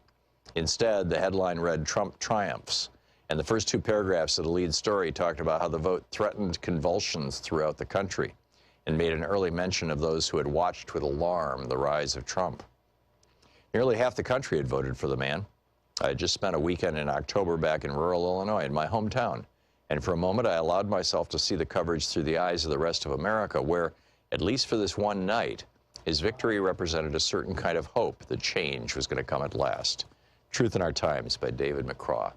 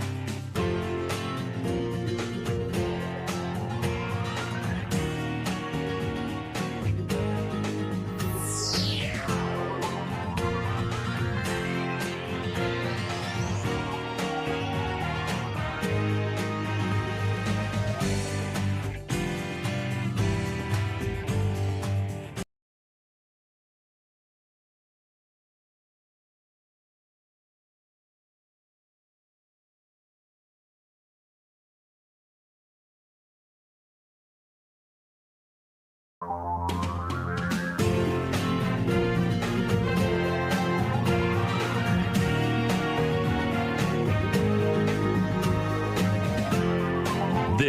is the Thom Hartmann Program. Welcome to the second hour of our program. On the line with us, our buddy Phil Ittner, the veteran war correspondent based out of Kyiv, Ukraine. Philip Ittner over on YouTube, Ittner Philip on social media. Phil, welcome back to the and his podcast, On the Edge, is incredibly important. Phil, how's everything going there? It's tough. It's very, very difficult. There are an estimated 600,000 people living without either heat, water, or power in the city, in the capital alone. Thousands of apartment buildings still remain without power. You got to understand that Soviet building models and the way they set up their city everything was centralized. Mm-hmm. So if one city block, if a building in a city block loses power, it's the entire city block loses power. It's a collective, or heating for that matter. So and it's been erratic. There is no in years past, the electrical providers or the electricity providers have been able to give us a kind of a schedule and say, we plan to have an outage in your area during these hours, so prepare accordingly. Mm-hmm. This year, there's none of that. There's absolutely none of that. It's indiscriminate. You can't tell. You don't know when you're going to have power, when you're not going to have power. So it's very difficult to plan anything or to organize anything. The lights come on now. I was without power for about 3.5 hours today, which is actually relatively a short period of time. The power came on about an hour and 15 minutes ago. So I'm, cautiously optimistic that I'll have a couple of hours at least. Mm-hmm. So I could maybe do a load of laundry, or I could hop in the shower, because when it's so cold in your building, you don't want to get into it's a freezing cold shower. So, sure. All of these things affect everybody's life, and it's exhausting. It's emotionally draining. It puts a strain on the city as a whole. Normally we would have civil engineers or, the municipal workers out clearing ice from the sidewalks, but instead they're working to get electricity back up, or heating, or water, or whatever. Now, so the knock-on effect isn't just the loss of these utilities, but also the redistribution of manpower means that, people are, slipping and breaking limbs and stuff it's very cold here. The sidewalks get icy. The ice is slippery. People, I see it every day, people falling down because the sidewalks aren't being cleared. Yeah. All of this has this knock-on effect on the city itself. And the people are exhausted. Everybody's exhausted. I had a meeting today with colleagues at the show, and, everybody is just drained, absolutely drained. My cameraman sent me a video, a very short video, from his apartment building in which the pipes had burst because, of course, they froze and then they burst. And he had water just flooding down his walls and down from his ceiling. Oh, geez. And you're in Arctic, almost near Arctic level, temperatures here. We are, it's expected that this year is even going to get colder before it gets better. Some are saying maybe minus 30 Celsius we might hit. Whoa. So my editor called me, and he had to go out and buy a generator. We have been lucky enough to have had a generator donated to us at the studio. So we're in the process of wiring that in to our circuit breaker so that we can switch over to a generator, and we can keep putting the show out, because right now we just can't produce the show because we never know when we're going to have power. And I have lights, and I have cameras, and I have the entire studio wired up, and it sucks a lot of energy, so a lot of electricity. So we have had to stop making shows. But we have the generator now, who's graciously donated to us by an organization here. And we're going to get back online, and we're going to keep producing shows, and we're going to keep talking about Ukraine from a Ukrainian perspective, or people who have insight into Ukraine. But we're not going to stop. So my team is exhausted. They are amazing people, and they're as tired as they are. They see the significance in fighting back against Moscow's information warfare campaign, and so we're gonna keep doing. And everybody I'm working with is dedicated to keeping it going and getting the lights back on, and keep producing stuff. So it's indicative of Ukrainians and citizens of Kiev as a whole. Is everyone's tired. Yeah. Everyone is exhausted. People are short-fused. People are just bearing the brunt of this like you couldn't believe. And yet nobody is saying surrender. Nobody is saying acquiesce. Nobody is saying anything except we can't allow ourselves to be subjugated by Moscow again. So that resolve remains. But boy, people are suffering really hard. And it's frustrating that it's not getting the attention that I feel it deserves. But then, of course, I'm here. So it's not being covered at all in our media. Instead, the big story is that Donald Trump put up a picture of Vladimir Putin in the White House this week. Yeah, honest to God, he did. I saw that. This is a city of 4 million people normally. We are probably down to 2.6. Yeah. In the middle of Europe. And in the 21st century, and the fact that we are not talking about people being purposely frozen. And this is a war crime, Tom. This is, this is straight up a war crime. Yeah. This is targeting civilians. And when it's all said and done, and when there's a post-mortem, when the winter comes, and when the winter ends and spring comes, which can't happen soon enough, we're going to get numbers. And the numbers are going to be high of those who died from exposure. We have civil engineers who are out there working, and they're dying from exposure to the elements. But not only that, Russia is so unscrupulous that when Fred Rogers said, always look for the helpers, well, the helpers come out, and they go running to wherever a transformer or a substation has been hit, and they start to try and repair it, and the Russians will follow up with what's called a double tap. Right. They will see that the rescuers, that the civil engineers, the guys trying to get the heating back on or the power back on, and then they'll target them and kill them. We've had 4 civil engineers killed in Kiev purposefully in that manner. Wow. It's and the fact that we are not talking about it, I find reprehensible. And you're right. Why are we talking about a picture of Putin and Trump? I mean, that's terrible. But, hundreds of thousands of people are going through this brutal winter without any kind of power. And it's just... Phil, I saw a news report suggesting that Russia is now using Starlink to guide their missiles that are attacking Kyiv. Are you familiar with that story? And apparently they're getting bootleg Starlink terminals from third-party countries, from basically mercenaries in the United States. Yeah, I have heard that story. We've heard that story actually repeatedly. We heard it first on the front lines. That captured Russian positions, you'd find a Starlink. As Ukrainians would go into a Russian trench line, they'd find a Starlink. So we know that that's been happening out on the front.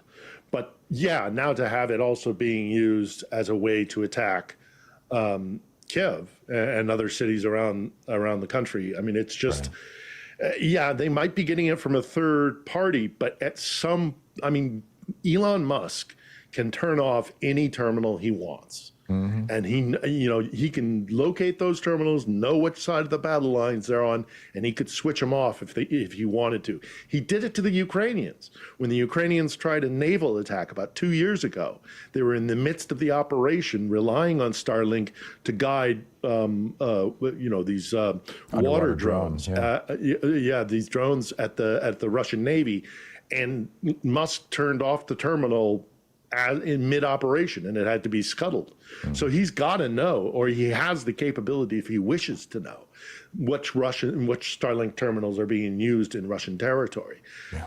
Doesn't seem to want to do anything about it. Yeah, that's a tragedy.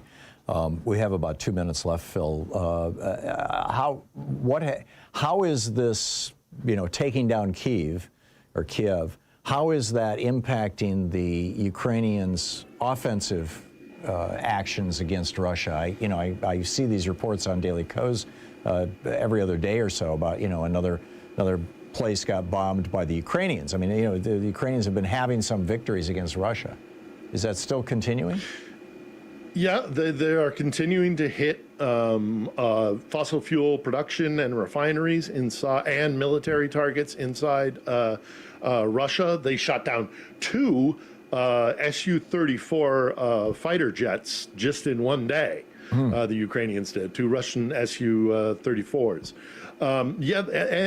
And also the Russian advance, and I say that in quotation marks, has slowed to an absolute crawl.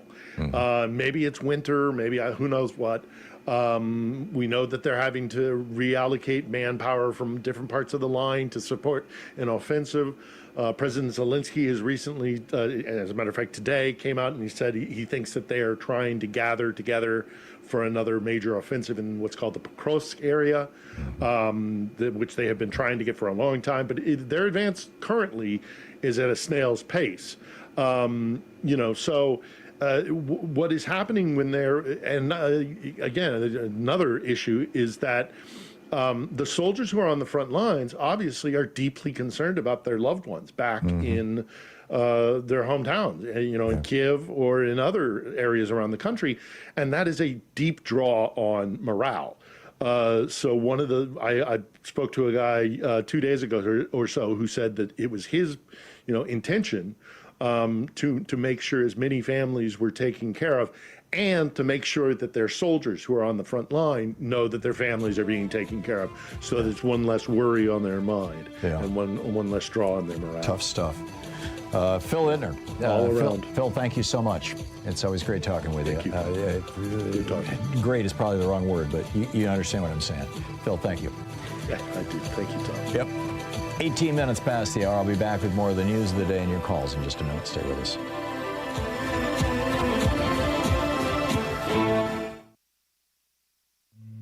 This is the Thom Hartmann Program. Defending America from the weapons of mass deception, and Ukraine as well. I'll be right back with you.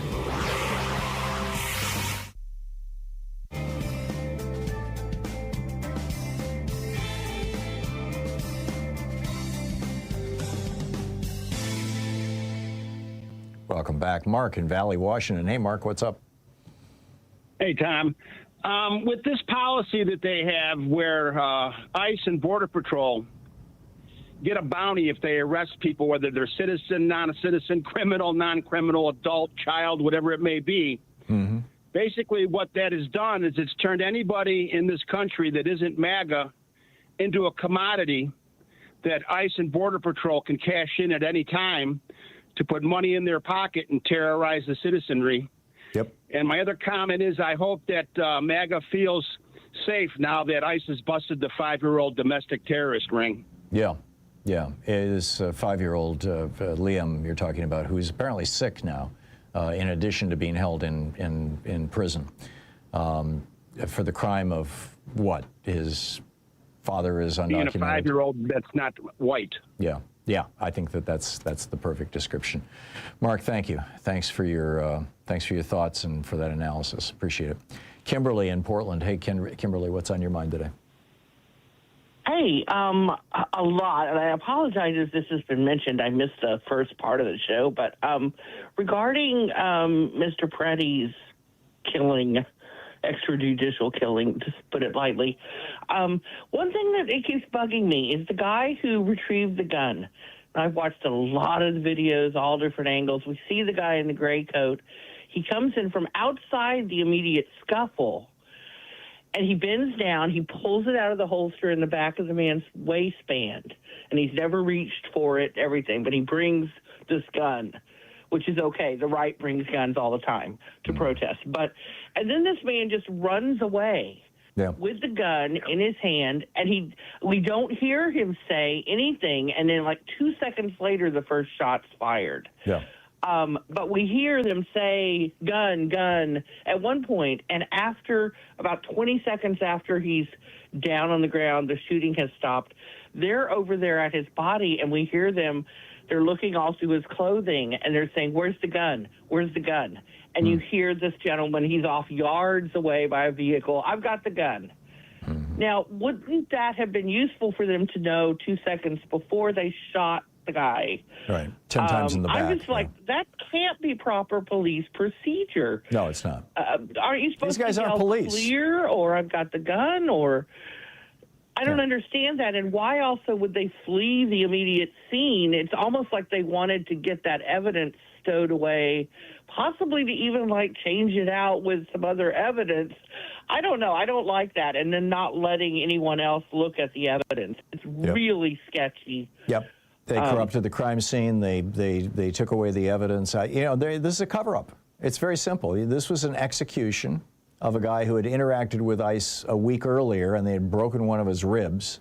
And I'm beginning to wonder if he was on their hit list. And they decided to take him out. God.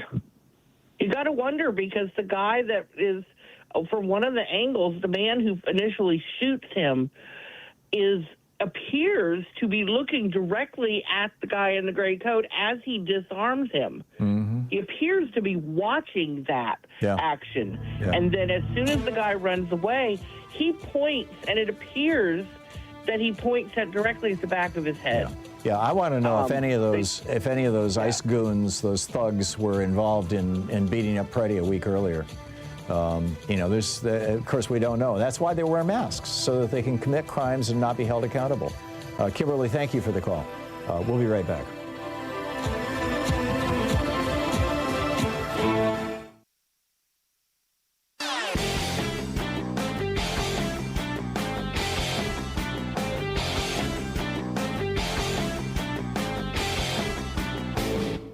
Hey, thanks so much for sharing our program and for reaching out to our stations and sponsors and letting them know that you're listening. It really means a lot to us.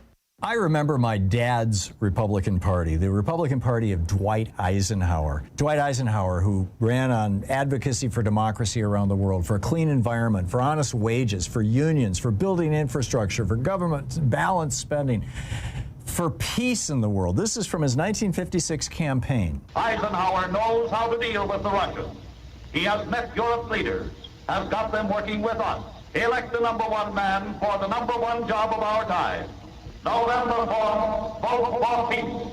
Vote for Eisenhower. A paid bill. Right. Vote for peace. That was it. And now the Republicans are the party of, military boondoggles and corruption and hate and anti-union and everything, the opposite of everything Eisenhower stood for. Will the Republican Party survive this? What are they going to come back as? There's a whole op-ed about this titled "Goodbye Liz Cheney" over at HartmannReport.com. Check it out. 24 minutes past the hour. Welcome back. Picking up your calls here. Cece in Northbrook, Illinois. Hey, Cece, what's up? Well, Tom, all this to protect the pedophile. I tell you, this is really bad. But I have a conspiracy theory. I heard Andre call earlier, and he had his, he was talking about this as premeditated murder. And I had that thought in my mind, but I didn't want to come out and say it because you don't have facts to back it up. And since we're not going to have a good investigation, I just wanted to build on what he said in the previous caller, because I think it was a setup in search of a victim, or a motive looking for a crime, so to speak. Yeah. And Steve Preddy just happened upon the scene, and I don't think they knew him right off, but I think when they found the gun, I think that's what they murdered him. But, and as the lady said, when you look at the video, the guy, I think I think that gun, if they hadn't killed the guy, that gun was going to end up in a pawn shop.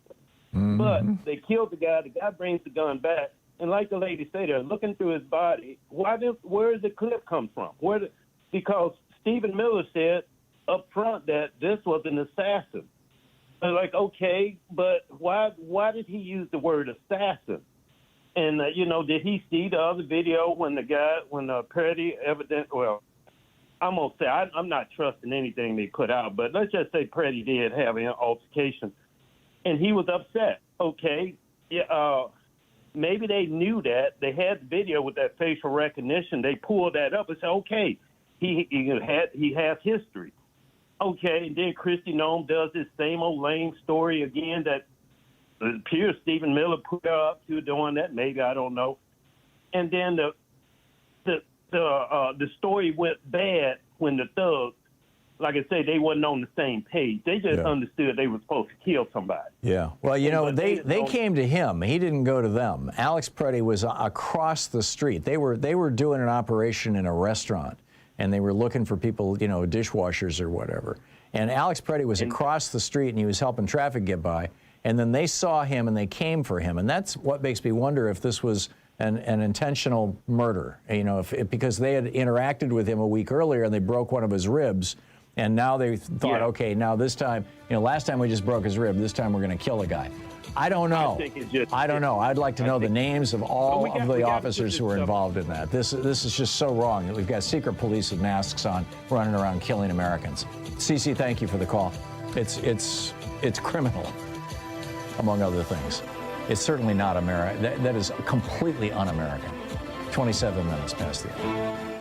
You're listening to the Thom Hartmann Program. Call 202-808-9925. It's the True People's Media. We'll be right back with you.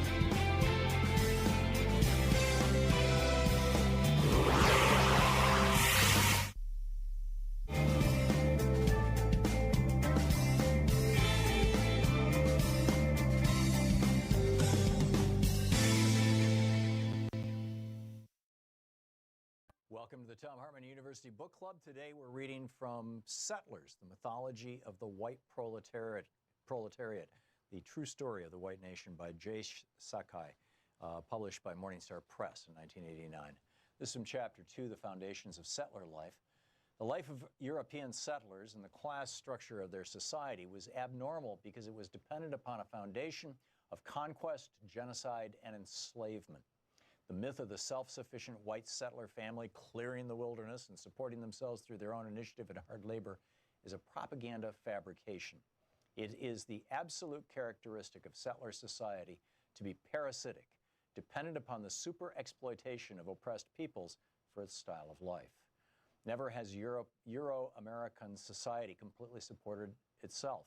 This is the decisive factor in the consciousness of all classes and strata of white society from 1600 to now. Settler society was raised up above the level of backward old Europe by a foundation of conquest. This conquest was a miracle drug for a Europe convulsed with the reaction of decaying feudalism and deadly capitalism. Shot into the veins of the Spanish feudal nation, for instance, the miracle drug of the New World conquest gave Spain the momentary power to overrun North Africa, Holland, and Italy before her historical incident waned. Like many such fixes for Euro-Americans, this conquest was addicting. It was habit-forming and rapidly indispensable, not only culturally, but in the mechanism of an oppressor society whose lifeblood was new conquest. We'll examine this later in the relationship of settlerism to imperialism. For now, it's enough to see that this conquest is a material act of great magnitude, an economic and social event as important as the emergence of the factory system or the exploitation of petroleum in the Middle East. We stress the obvious here because the Euro-American settlers have always made light of their invasion and occupation, although the conquered territory is the precondition for their whole society. Traditionally, European settler societies throw off the propaganda smoke screens that they didn't really conquer and dispossess other nations. They claim with false modesty that they merely moved into vacant territory. So the early English settlers depicted America as empty, a howling wilderness, unsettled, sparsely populated, just waiting with a vacant sign on the door for the first lucky civilization to walk in and claim it. Theodore Roosevelt wrote defensively in 1900, quote, "The settler and pioneer have at bottom had justice on their side. This great continent could not have been kept as nothing but a game preserve for squalid savages," end of quote. It is telling that this lie is precisely the same lie put forward by white Afrikaner settlers who claim that South Africa was literally totally uninhabited by any Africans when they arrived from Europe. To universal derision, these European settlers claim to be the only rightful historic inhabitants of South Africa. Or we can hear similar defenses put forward by the European settlers of Israel, who claim that much of the Palestinian land and buildings they occupy are rightfully theirs, since the Arabs had allegedly decided to voluntarily abandon it all during the 1948-49 war. Are these kinds of tales any less preposterous than those put forward by Euro-American settlers? America was spacious and sparsely populated only because the European invaders destroyed whole civilizations and killed off millions of Native Americans to get the land and profits they wanted.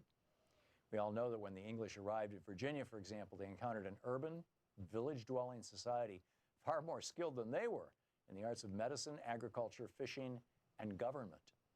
This civilization was reflected in a chain of 300 Indian nations and peoples stretching from the Arctic Circle to the tip of South America, many of whom had highly developed societies. There was, in fact, a greater population in these Indian nations in 1492 than in all of Western Europe. Recent scholarly estimates indicate that at the time of Columbus, there were 100 million Indians in the hemisphere, 10 million in North America, 25 million in Central Mexico, and an additional 65 million elsewhere in Central and South America. These numbers have long been concealed since they give rise to the logical question of what happened to this great mass of people. The European invaders, Spanish, Dutch, English, Portuguese, and French, simply killed off millions and millions to safeguard their conquest of the land and provide the disposable slave labor they needed to launch their new world. Conservative Western historical estimates show that the Spanish reduced, in quotes, the Indian population of their colonies from some 50 million to only 4 million by the end of the 17th century. And from the 10 million Indians who once inhabited North America, after 4 centuries of settler invasion and rule, there were in 1900 perhaps 200,000 to 300,000 surviving descendants in the United States. This was the very substantial down payment towards the continuing blood price that third world nations have to pay to sustain the Euro-American way of life. So when we hear that the settlers pushed out the Indians or forced the Indians to leave their traditional hunting grounds, we know that these are just code phrases to refer politely to the most barbaric genocide imaginable. It could well be the greatest crime in all of human history. Only here, the Adolf Eichmanns and Heinrich Himmlers had names like Benjamin Franklin and Andrew Jackson. The point is that genocide was not an accident, not an excess, not the unintended side effect of virile European growth. Genocide was the necessary and deliberate act of the capitalists and their settler shock troops. The book Settlers.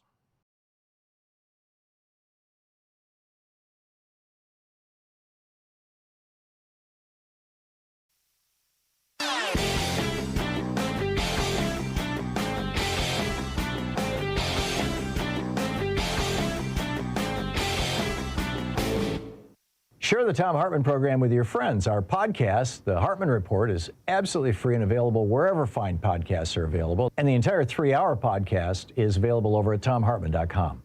So back when Donald Trump debated Kamala Harris, he was asked about world leaders and whatnot, and he went off on this thing praising a guy named Viktor Orban and saying he's a tough guy, he's smart, he's the prime minister of Hungary, and he loves me, basically. So who is Viktor Orban? Well, it turns out Viktor Orban is a guy who took over Hungary in a regular election, the prime minister, and then turned it into basically a neo-fascist paradise for right-wingers. All the media is now controlled by right-wing oligarchs. He's packed the courts. He's changed the Constitution so that they have things like gerrymandering and voter suppression, so he always wins every election. He throws people in jail for criticizing him, even on Facebook. I mean, this is what Hungary has become. Fox News loves it. Tucker Carlson did his show from there for a week, and that's what Donald Trump wants to do to America. You can read the whole thing over at HartmannReport.com. It's titled Trump's New Hero, the strongman who crushed democracy in Hungary. Check it out.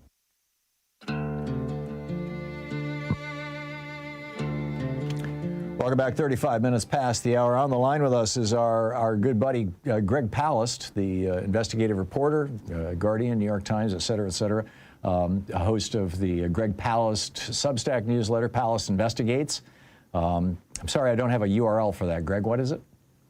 It's just look up Greg Palast Substack. Okay, you got it. I don't even know it offhand. You got it. Author of The Best Democracy Money Can Buy, etc. Greg, you published a piece this morning, and I cross-posted it over on our website. It's titled "The Real Story of the FBI Raid on Fulton County, Atlanta." Tell us about it. Right. Okay. So what's happened is that the FBI raided the elections offices in Fulton County and carted off all the ballots. And of course, when you're talking physical ballots, you're talking mail-in ballots and ballots that were put in drop boxes. So the physical ballots and other information. Now, why would they do that? Now, the national press has it wrong. The national press is saying, oh, that's because Donald Trump is like Ahab. He's going after the Moby Dick of I won the 2020 election. Right. No, that's a wonderful cover story. Elections and officials in Georgia are saying something very different. They're saying this is about the 26 and 28 elections. Yep. You can get more information not only at gregpalast.com, but Mark Elias's Democracy Docket. And so what's happened is, why do they want these documents from these ballots from 2020? They want to claim that most of the ballots in Fulton County, which is the heart of Atlanta, that's Black Atlanta. This is the heart of the Black population of Georgia, which is the swingiest swing state. And remember, John Ossoff is running for re-election, and this could determine the control of the U.S. Senate. Exactly. And of course, 28, Georgia will be the swing state in the presidential election. So what they want to do is cut down. They have one big giant focus: drop boxes. Now, you may not pay attention to this in some communities, but drop box voting is crucial to Black voters. About 70% of Black voters vote early. That is using a drop box early in physical voting or mailing in. Mm-hmm. And so therefore, this administration, and starting in Georgia, want to tear down any system that allows massive mail-in voting or ease of putting your ballot into a drop box. Now, why do Black people do that? Because they're tired of waiting 6 hours in line in the Georgia heat, and it's a felony crime to give someone a bottle of water, as you know. And it's no joke. Yeah. And so they put in, and of course, if you work during the day, drop in your box. They've had a film, 2,000 Mules, and this is what this is based on. And we do know that the administration and DOJ are working directly with True the Vote. That's the organization that did the film 2,000 Mules, which was released by Donald Trump at Mar-a-Lago, saying that all these Black voters, 2,000 mules, and they were very clear that this is Black men, 2,000 Black men whom they call mules, were stuffing ballot drop boxes. Now, understand, and they focused on Georgia, they focused on Fulton County, and they said thousands and thousands of ballots were stuffed, and that's how Donald Trump lost 2020. But by restricting mail-in voting and drop boxes in 2024, that was crucial for flipping the state. Forget about, fancy, who likes Kamala Harris, whatever. That has nothing to do with it. They made it very difficult to vote by mail. And they cut the number of drop boxes in Atlanta and Savannah by 75%, while in the white counties, and those are the two Black cities of Georgia, in the white counties, they actually increased the number of drop boxes. If you want to know how important this is, Ken Paxton, the Attorney General of Texas, who's now running for Senate, after he was impeached for corruption, he said he was able to go into court and stop the mailing out of ballots during COVID to the citizens of Houston. Not many people realize that Houston has the largest Black population of any city in America. And he said if he hadn't stopped mail-in and drop box voting, that Trump would have lost Texas. That's Texas. So imagine, now they're focusing on Georgia because they want to prove that through this drop box stuffing, that Black people have flipped the election. And by the way, why did they do this? Because these Black men, and I'm only saying Black men because that's what they say. That's what they show in the film. Were being paid $10 for every ballot they stuffed into a box. They're being paid by By a Jewish guy, George Soros. And Mark Zuckerberg, who's a Republican, by the way. Right. He's a Republican. I mean, it's a joke, but but they're Jewish. Racism and it goes with the whole racist thing, yeah. Yeah, so they won't replace us, right? Yeah. And so we can laugh about it, but this is really being used very, very much to justify the removal of Dropbox. Now, 30 states, Tom, have passed laws that either severely restrict or eliminate Dropbox voting. Mm-hmm. And I don't think Democrats understand how important this is. For example, in the 2020 election runoffs in which John Ossoff and Reverend Warnock won elections, these two Democrats won these crucial runoff elections, they got 1.1 million Dropbox and mail-in votes. Mm-hmm. By time they changed the law, cut Dropbox and mail-in voting from 28 days to 7, restricted the hours so that after 5 p.m. you couldn't drop off your ballot, anything like that. So the number of Dropbox and mail-in ballots dropped from 1.1 million to 0.1 million. They literally lost 1 million votes. There was a collapse. 90% gone. 90% gone. And this was crucial. This is crucial to Donald Trump's win in 2024. And there was a second part of it, and then I'll stop the filibuster, where they're getting these records for another reason. They want the registration record, just like they're asking for them from Minnesota, from Illinois. Texas has already sent them out, Oregon. Yeah. And they're trying to get it from California, because what they want to prove, secondly, is something they've tried before, that there are aliens on the voter rolls. This is not to look for people to arrest and deport. This is to say, oh, we found Jose Garcia's name on the Illinois voter rolls, but we also saw Jose Garcia on the Atlanta voter rolls. So obviously there's two of them, or we found a Jose Garcia in the a special database kept by Homeland Security, which lists the people who are deported. Well, believe it or not, there might be a guy named Jose Garcia who's been deported, but that's not the voter in Atlanta. Now, I'm not guessing about this because it was tried one time previously under the Obama administration. A court forced the Obama administration to turn over the ICE DHS deportation lists. Mm-hmm. As a result, the state of Florida, under Rick Scott, removed 179,000 voters, saying that they were alien voters. Well, first of all, that's a felony crime. So how many of the 179,000 did they arrest? And the answer is one. One.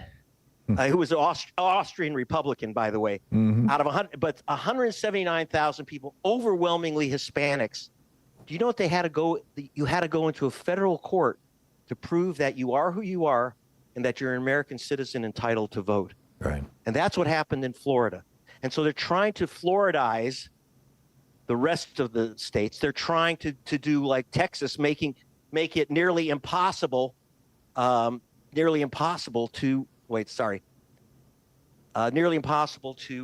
vote by mail. In Texas, it's almost impossible. Right. And they understand that this is removing Hispanic voters through purges of the voter rolls and removing the black voter by making it incredibly difficult for them to vote.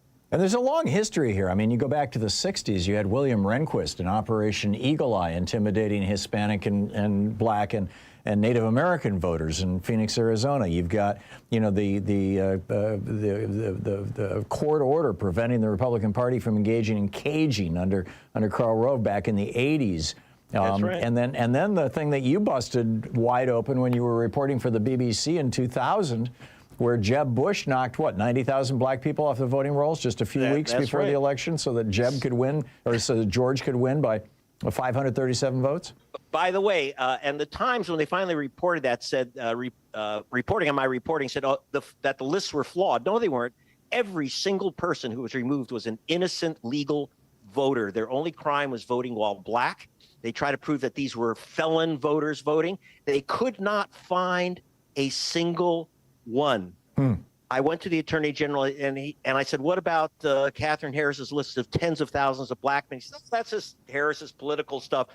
This is the Attorney General of the state. There's no one on that list. He said, we talked to about 6 people and it was all BS. Well, It may be BS, but it also elected George W. Bush as president. Which got us, these people on the Supreme Court. Yes, exactly. So we ended up, vote suppression, as my producer Leonardo DiCaprio and George DiCaprio, who's by the way behind me listening in.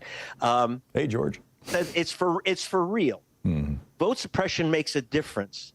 Yeah. We talk about it, but we're not acting on it. So we have to act upon this. So I'm working on, by the way, February 5, I'll be in Chicago to launch a national virtual broadcast of my film Vigilantes, Inc., America's New Vote Suppression Hitmen. That'll be 5. Go to GregPalast.com. Greg, thanks for allowing me to advertise. Yeah, no, it's all good. We have about a minute and a half before we hit a hard break here. I'm curious your thoughts, and this has been bothering me for years. And why is it that the Democratic Party has not made this a primary issue? You know that if the Democratic Party had been suppressing the Republican vote for 40 years, that the Republicans would be squealing like stuck pigs. Oh, absolutely. Well, here's what I've gotten from, for example, when I broke the story about how Florida was stolen by targeting black people as felons when they were innocent. I talked to the chairman of the Democratic Party in Florida. He says he could not get anyone in his legislative caucus who would take up the issue, any white person, because they would say you're defending fraudulent voters. The other thing is that the Democratic Party has often complained to me that my writings, and Mark, just like now they finally hired Mark Elias, but they said my writings when I started off this issue of vote suppression, illegal purges of the voter rolls, working at the ACLU, they said you're discouraging people from voting if they think that their vote won't count. Right. And I will hand it to Stacey Abrams when she said, look, she made it a primary issue in 2018, the first Democratic major candidate to say vote suppression is an issue. They're stealing your vote. So you need to get out and vote. And it actually massively increased the voter turnout. But unfortunately, she was marching uphill against an avalanche of purges. About 300,000 people were purged from the voter rolls before her election. 2/3 of those, we went name by name with the experts from Amazon and Microsoft, and they said those 2/3 of those people were legal voters. Yeah, 200,000 people removed. I mean, this is why Trump is in the White House right now. Is because of voter suppression. Yeah, absolutely. You did that so no question. The Greg Palast, Greg Palast investigates.substack.com. Thank you, Greg. You're very welcome. You're listening to Thom Hartmann. Visit ThomHartmann.com for audio and video archive. 48 minutes past the hour. Back with your calls right after this. Stay with us.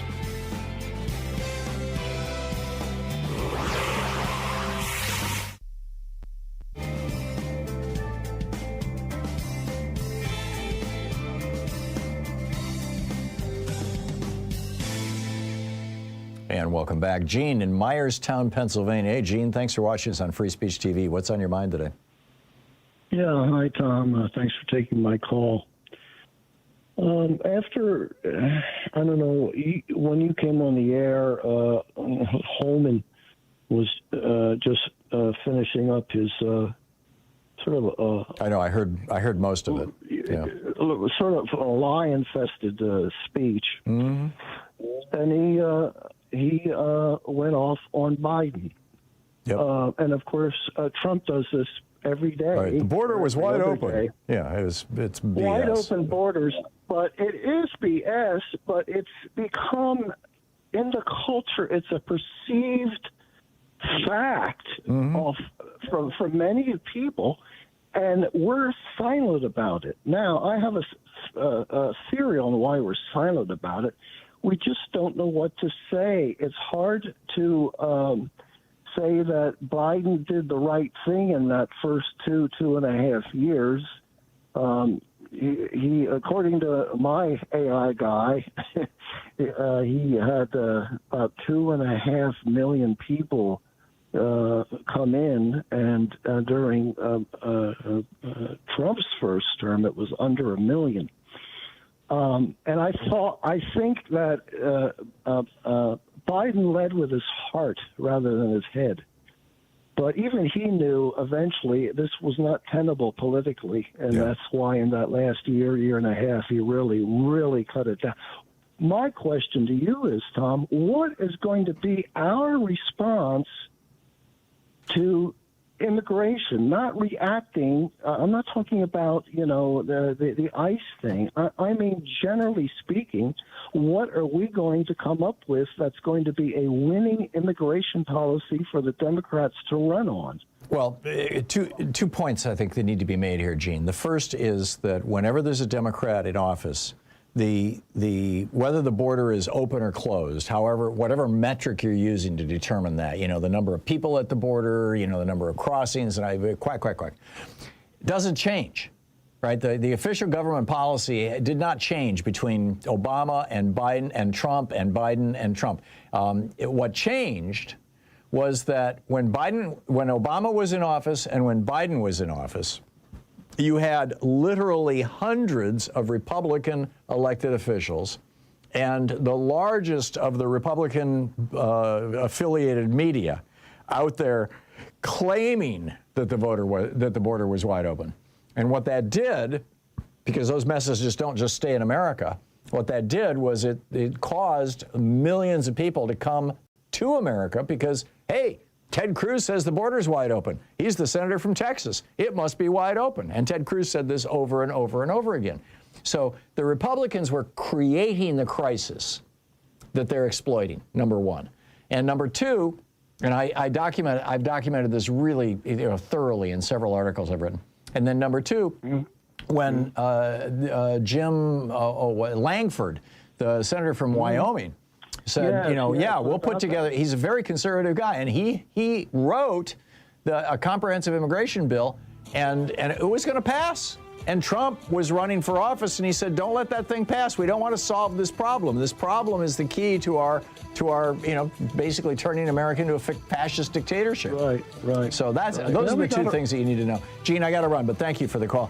52 minutes past the hour. I'll be back with you in just a minute. John Parker with KTNF is going to be with us. Stick around.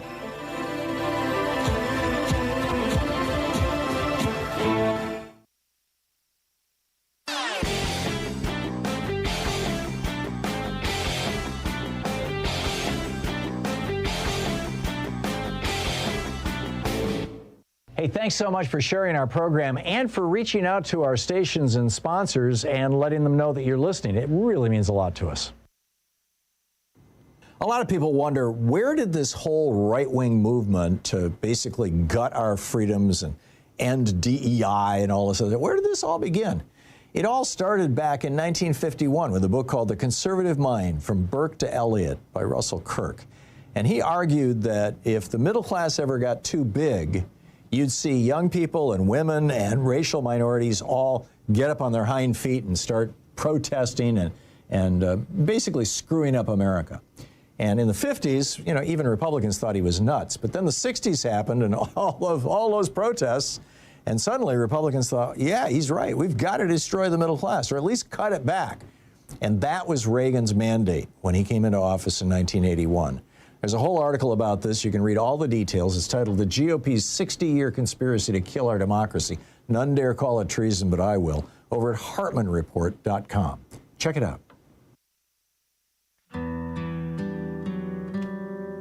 Welcome back. 54 minutes past the hour. John Parker with KTNF, host of The Gailey Show and reporter for KTNF, is on the line with us. Hey, John, how's Minneapolis today?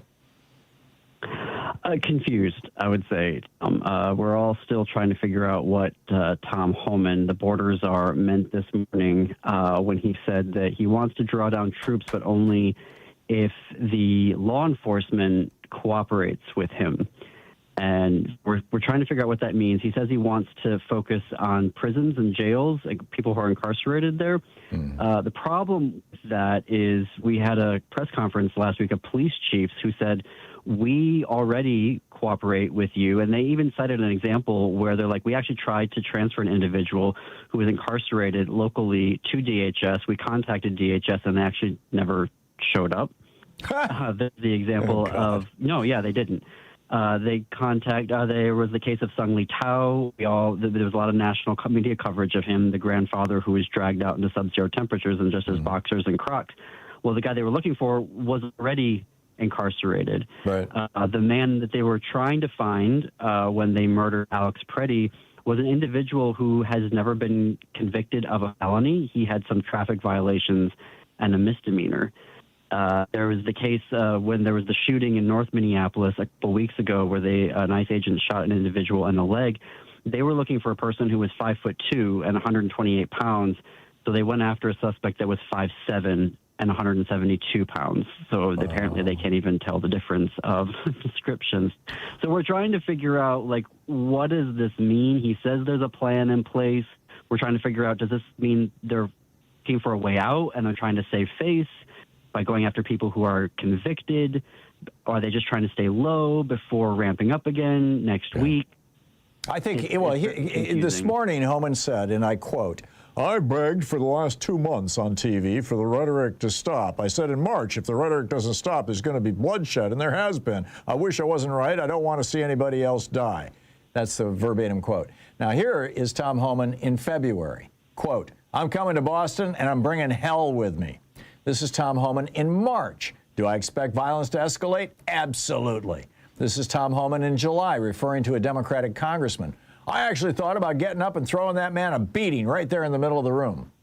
So, I heard his pitch this morning about, this terrible rhetoric, these people calling our people Nazis. It's got to stop. It's going to, terrible things are going to. It's a load of crap here, John. It is. Yeah. Absolutely. John, I'm sorry, I'm out of time. I thought I had another minute. John Parker is with KTNF. He's the host of The Gailey Show. John, thanks so much for dropping by. Thank you, Tom. Great talking with you. We'll be back on the other side of the break with Christopher Armitage. What's going on in Minneapolis? It's going to get interesting. Stick around. You're listening to Thom Hartmann.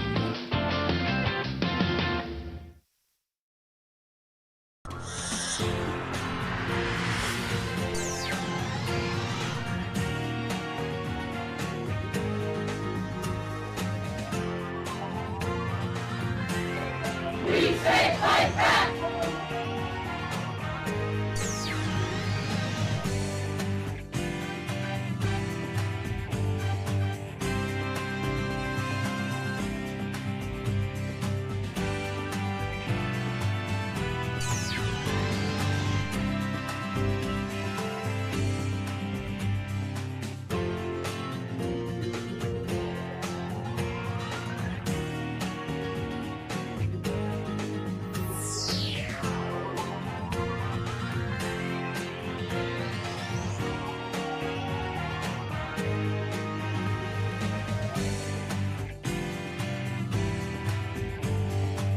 It's the Thom Hartmann University Book Club. Today we're reading from Minority Leader, How to Lead from the Outside and Make Real Change by Stacey Abrams. This is from Chapter 1, although the introduction is fascinating too, where she talks about, Rhodes scholarships and stuff, but this is Chapter 1. I sit in the living room, a cozy space, warm in the early summer. I'm perched on the edge of a sofa next to Valerie, the home's owner, a lovely black woman in her late 40s. Across from us, seated close together on a wide settee meant for one, are her 2 children, a son and a daughter. Politicians rarely visit their streets, which are nestled in a poorer community in South Georgia. Valerie beams with pride that both her children are headed to college in the fall. David, 17, plans to study criminology. Maya, 18, her belly round with her first child, intends to become a middle school teacher. Both newly graduated from high school, Maya will give birth in mere weeks and begin college months later, an unwed teen mother. Her intended school is more than 3 hours north of her home, so her mother will raise her newborn baby while she starts her freshman year. Valerie speaks matter-of-factly about the coming challenge, raising a new child just as hers leaves the nest. Still, she is determined that both her children pursue college degrees that she never received. Maya, the mother-to-be, wonders how she'll do so far away from home and her baby. Yet in the next breath, she explains how college will be the best for her and her child. Their future success rests upon her. I've come to their home as part of my campaign for governor, so I asked Valerie what she expects of someone like me. What can I do to help make lives like hers better? In her soft voice, she replies, she just wants options for financial aid for her children. They will succeed, she says, if they can afford to stay in school. As I look around the modest home passed down through the generations, I understand both the pride and the desperation tangled in her response. She got them through and has given them the tools to carve out better lives for themselves. We chat more about the worries she's lived with all those years, our discussion turning to the crime and poverty in their neighborhood. Then I ask Valerie what she wants. At first, all I get in response is a quizzical look to suggest I need to reconsider my bid for higher office. Or that suggests. I repeat, what do you want for you? What secret dream do you have for yourself? Her confused expression turns to one of surprise. I don't know, she tells me. I've been a cashier at the Piggly Wiggly for 20 years. You must want something, I probe, something you'd like to do for you? A daycare, she admits quietly. I'd like to start a daycare center for unwed mothers like my daughter, so more girls can finish school and pursue their dreams. But that ambition is beyond her. Her body language, her tone of voice, her averted gaze speak louder than her words. I press her, but she demurs with a smile. Let's just see what happens if you win the governor's job, she says. Valerie's house in South Georgia is not too different from the squat red brick house where I grew up on South Street in Gulfport, Mississippi. An oak tree grew out in our front yard, shadowing the front sidewalk, forbidding grass to grow beneath its shade. Pink azaleas bloomed each spring from bushes that flanked the front door. Our rented house and the others set close by teemed with children, all black, all working class. We played in our postage-stamped yards, make believing the fantastical, superhero exploits, cops and robbers. As we got older, we'd talk about moving to New Orleans or living in one of the mansions along the beachfront that lay less than 5 miles away, across the railroad tracks that ran in between our neighborhood and the more wealthy environs. We dreamed of more, while our parents' lives centered around survival and making it from paycheck to paycheck. Instinctively, we understood that more had to be possible, even if we didn't know what to do to get there. These imaginings, these desires, are the roots of ambition. As adults, like Valerie, we tend to edit our desires until they fit our construction of who we're supposed to become. In such a world, I wouldn't dare dream of running for higher office, for mayor or governor or president. At least for now, Valerie sees herself retiring in 20 more years from Piggly Wiggly as a cashier, rather than as a small business owner who helps the community raise its children. From our brief meeting, I could see she had the fire, albeit of a low burn, of a minority leader. She had ambition, she had vision, but she didn't have the faith, and understandably so. Whether we come from working class neighborhoods or grow up comfortably middle class, minorities rarely come of age explicitly thinking about what we want and how to get it. People already in power almost never have to think about whether they belong in the room, much less if they would be listened to once outside. These men, and they are usually men and typically white, do not have to grapple with low expectations based on gender or race or class. Ambition for them begins with reminiscences of old times and older friendships or newer alliances. The ends have already been decided. Only the means are to be discussed. Most potential minority leaders feel the same lack of faith Valerie had, at least at some point in their evolution. We may not know how to get the first job, let alone make it to the big chair. We don't know how to take the leap from accepting our fates to actually changing them, and not just a little, but radically.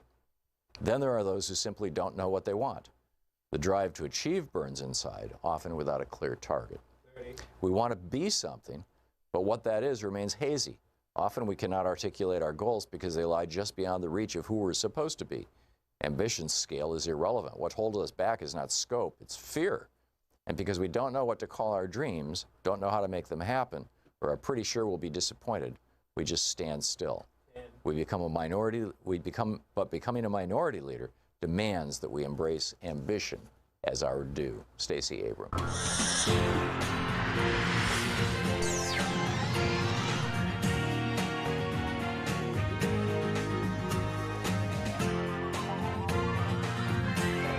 We say fight back!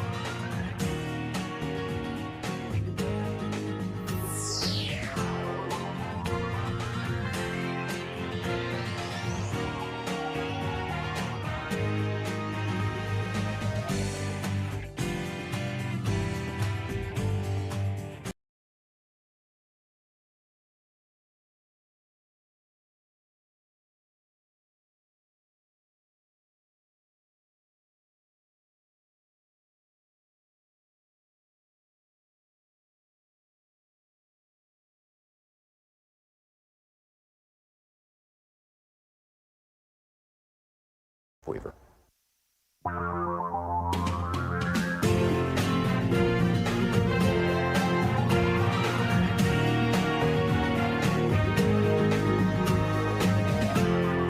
This is the Thom Hartmann Program.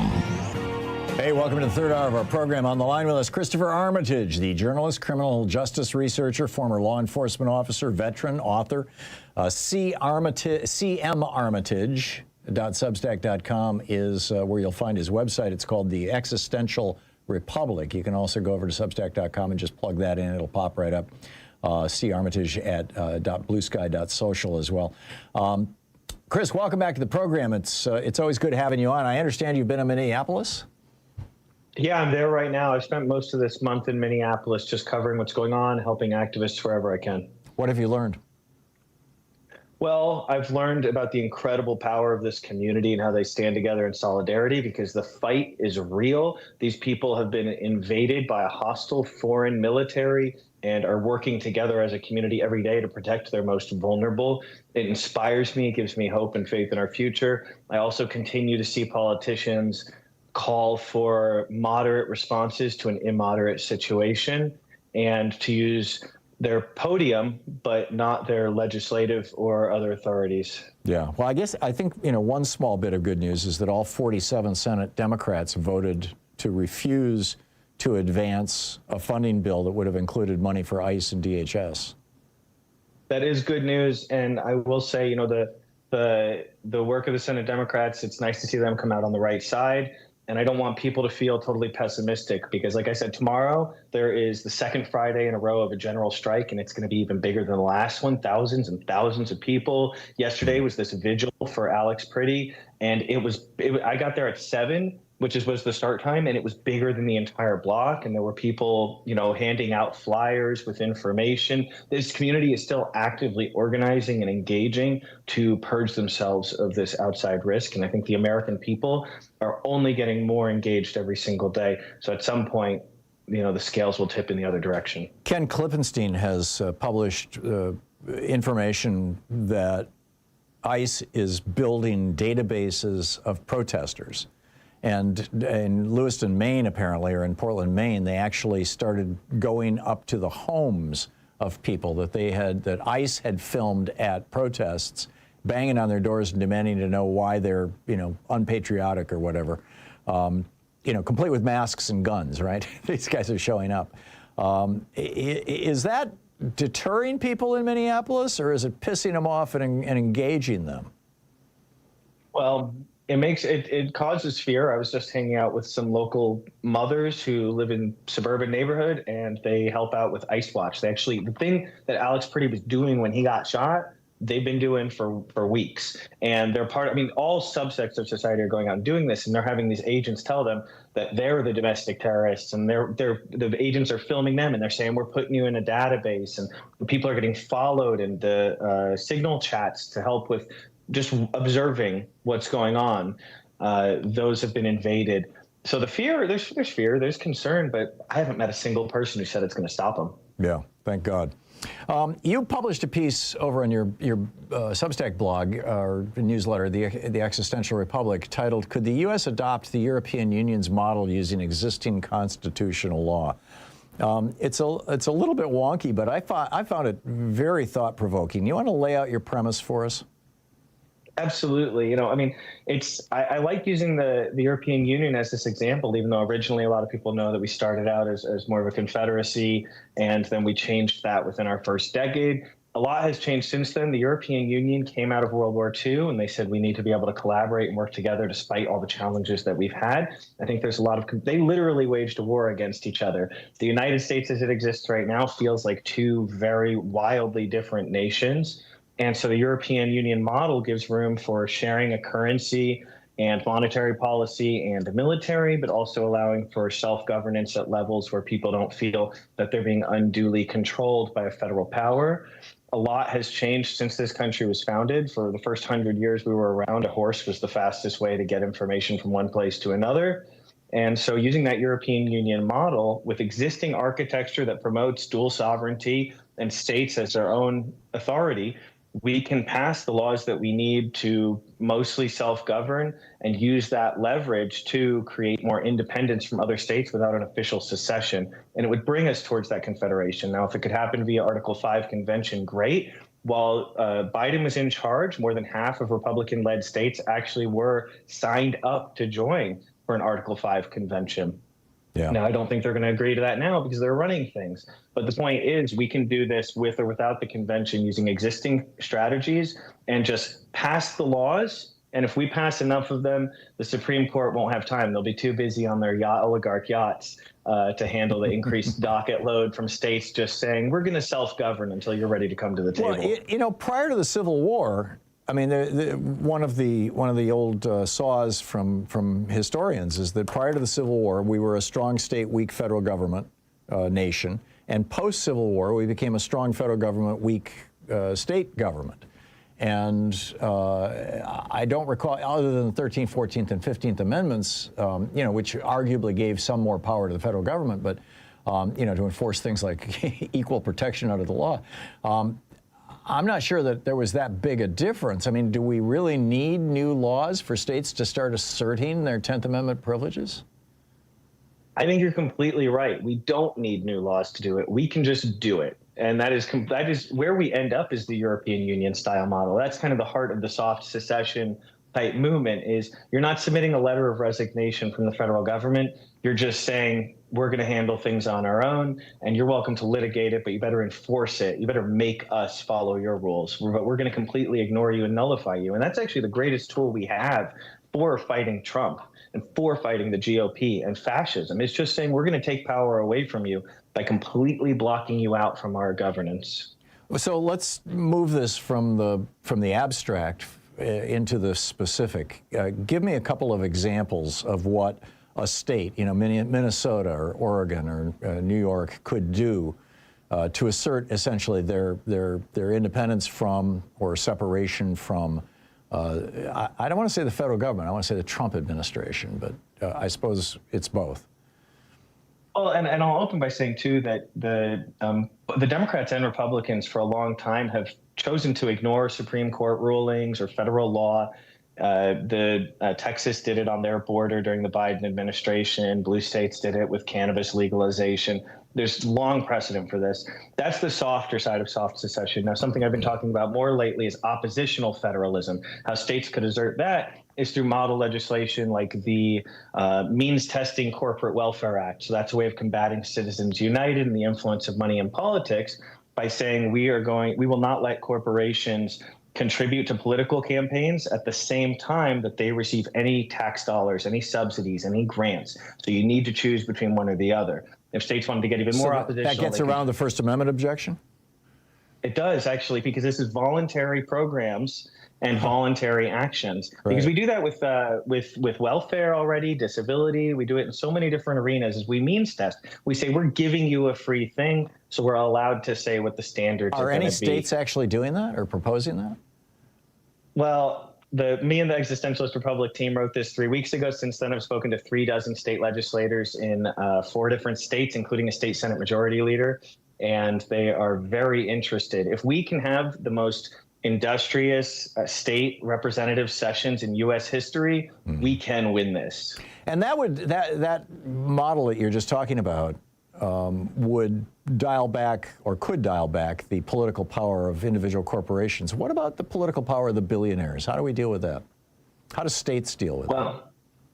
States reducing the influence, it's all about antitrust legislation. States have the power to pursue that. They don't just have to do it for in-state businesses. They're allowed to say, we're not going to give government contracts to large businesses. They can prioritize pro-union organizations. They can also facilitate. One of the best ways to fight, it's not beyond antitrust legislation. It's to just build unions stronger, do everything you can. No, I get all that, but I'm thinking of Elon Musk coming into Pennsylvania and dropping $250 million to flip the state for Donald Trump in 2024. I mean, there's a pretty broad consensus that had he not done that, Kamala Harris would be president right now. How do you stop that? He's not acting as a corporation or even as the representative of a corporation. He's acting as a guy who's got a couple $100 billion in his back pocket. Well, one piece of model legislation that addresses that is the A Bribe is a Bribe Act. So what that does is it's modeled after the Martin Act. That's part of what's made Letitia James a household name in the United States, is because New York has something called the Martin Act, which gives broad powers for the Attorney General to investigate securities fraud preemptively, convene grand juries, gather evidence before notifying people, broad authorities to protect evidence. They don't have to prove that you had intent. They just have to prove that you did it when it came to financial and securities fraud. So what we can do with corruption, now right now that's covered under 18 USC 18.666, very appropriately, of the U.S. Code. And that covers bribes for the federal code. It's been totally destroyed by the Roberts Court. They have made sure that it is impossible to get in trouble for corruption at the federal level. So how states can combat the Elon Musk activities, the oligarch activities, the corruption among those politicians is by using the Martin Act template, but saying we're going to create a state criminal law, because states and the federal government are both allowed to prosecute. You know, if you commit murder, you can get charged in both courts. Mm-hmm. It's the same for states. You know, if a U.S. senator commits domestic violence, that's the local police who handle that. It wouldn't be appropriate for the DOJ to handle it. So you say that what Elon Musk did in that election is corruption, and we're going to outlaw it, we're going to make it illegal, and we're going to prosecute it locally, because that's the appropriate level to prosecute criminal activity in our state code. What's the specific act that would be defined as corruption? In that case, it would be peddling influence for access. So giving money, these large amounts of money through PACs and dark money, and saying we are labeling that as corruption because it gives you undue influence over the behavior. I guess the proof of that access would be that, you know, Trump helped him shut down over 30 investigations that would have cost Musk billions of dollars in his various businesses by shutting down the agencies that were investigating Musk. That's the exact ability. What you just described would be covered under that legislation. It would say we are able to draw a line from A to B. The Martin Act already allows this for securities fraud. And so the state AG for Pennsylvania could be launching widespread investigations of every politician. Is there a movement to get these kind of laws into place in the states? We just have 10 seconds, by the way, Christopher. Tons of enthusiasm, tons of interest, but we need the people who are listening to this to find good policy and promote it. There you go. And to get over to the Existentialist Republic on Substack and sign up. It's free. It's a great newsletter. Christopher Armitage, thanks so much for dropping by, Chris. Thanks for having me, Tom. Great talking to you. It's 18 minutes past the hour. I'll be back with your calls after this. Stay with us.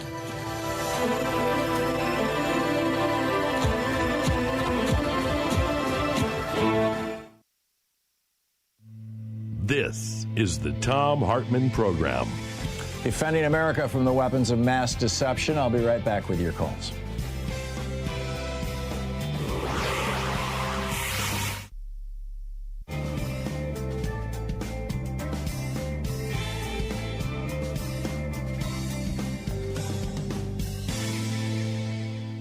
And welcome back. Corey in Auburn, Washington. Hey, Corey, thanks for listening to KBCS. What's up?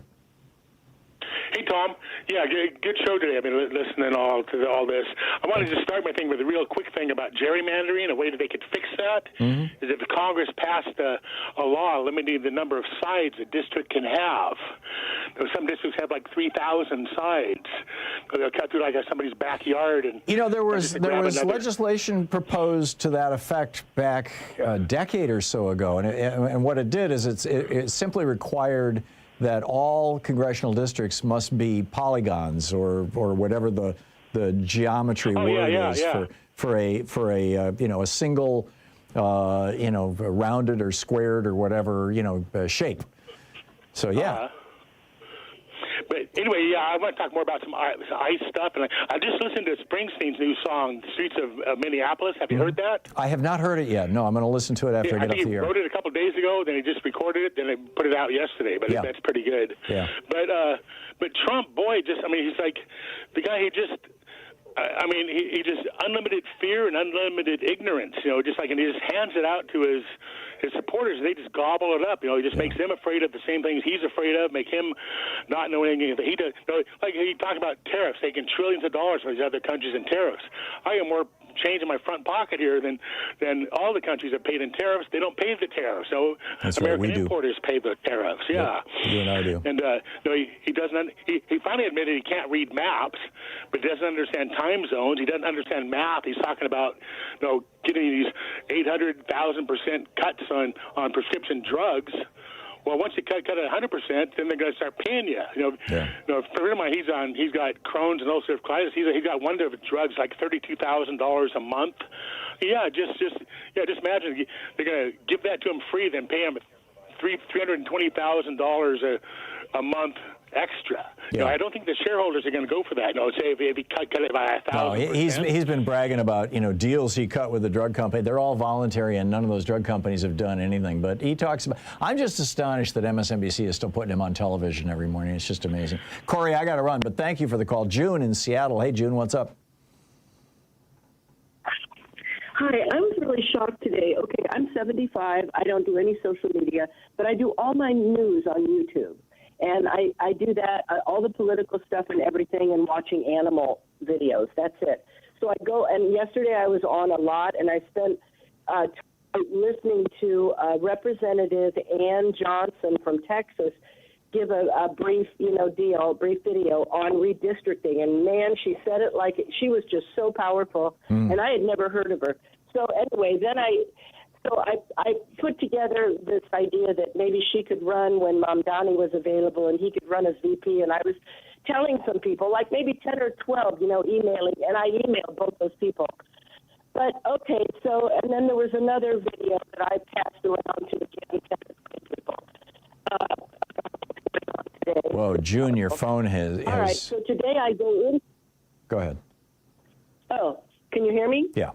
Sorry. Okay, so today I go into YouTube. It's all AI. Everything. All AI. And then the AI video. Wow. June, I'm sorry, your phone is breaking up so badly I can't hear you, but it sounds like you're saying that you're getting all kinds of AI videos on YouTube. I know this is a real problem. I mean, it's just insane. It's like they're carpet bombing America with false information. It's incredible. 22 minutes past the hour.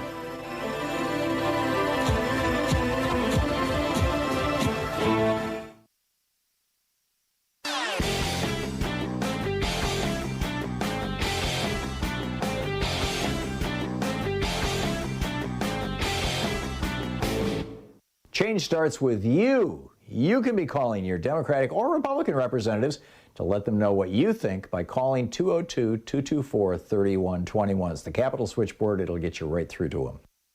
Way back in 1964, when Lyndon Johnson signed the Civil Rights Act, the Voting Rights Act, the Republicans started this rant about how the election of 1960, Jock Kennedy stole that election, and there's voter fraud in America. And it became a thing. They started this thing called Operation Eagle Eye. William Rehnquist was running it in Arizona, trying to intimidate Hispanics and African Americans into not voting, essentially.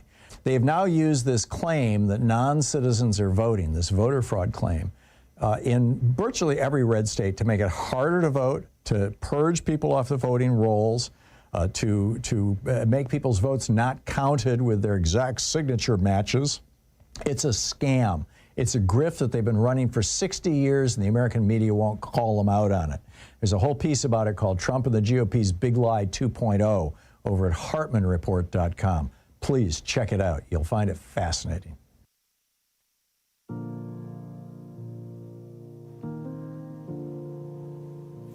Welcome back. 24 minutes past the hour. Picking up your calls here. Suzanne in Albuquerque, New Mexico. Hey, Suzanne, what's up?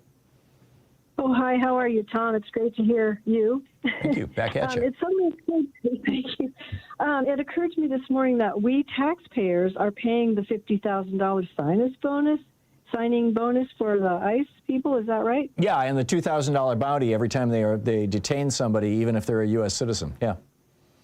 Oh my God! And so we are paying them to abuse us. That's correct. That is just absurd. Yep. That's just unbelievable. So it makes me even more angry than I was already. Welcome to the club. and it's as your call monitor guy said, it's bass backwards. Yes. Yeah, Mateo. Yeah.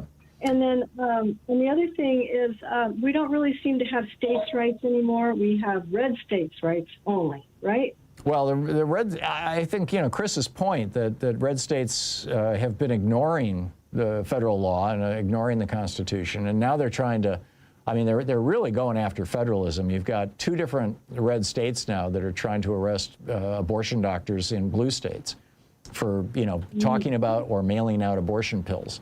And, you know, it's just one example, but I mean, there's a bunch of them. You had Greg Abbott, the governor of Texas, putting those razor wire barrels, covered barrels in the Rio Grande. He has no authority over the Rio Grande. It's completely illegal. It's you know, it's federal water. It's a federal waterway, not state. But he did it anyway, and you know, it's just like he got away with it. It's pretty amazing. And I'm with Christopher. I'd like to see blue states, and in small ways they're doing this. You know, California, Washington, and Oregon all came up with a compact to come up with their own, for example, vaccine policies. You know, it's a public health compact here that we have, which is a good thing. But I'd like to see them, you know, get together and start really collectively pushing back on voter suppression, pushing back on ICE, pushing back on the collection of these vengeance databases that they're building to come after protesters. You know, all of these things. I mean, we really need our individual state governments to stand up, and we all need to be calling our governor's offices and saying, please stand strong and firm against these people. Suzanne, thank you for the call. It's nice hearing from you. I appreciate it. It's 27 minutes past the hour. Back with your calls on the other side of the break. Stay with us. It's the Thom Hartmann Program, the place where smart people get their news.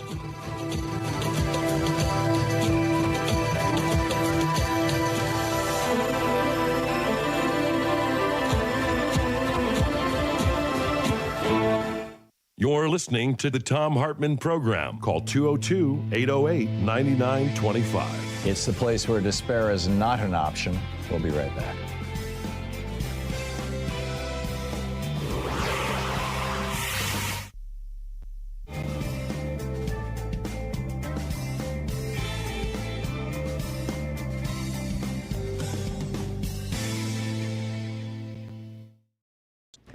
Our book today in the Thom Hartmann Book Club is Libya and the Global Enduring Disorder by Jason Pack.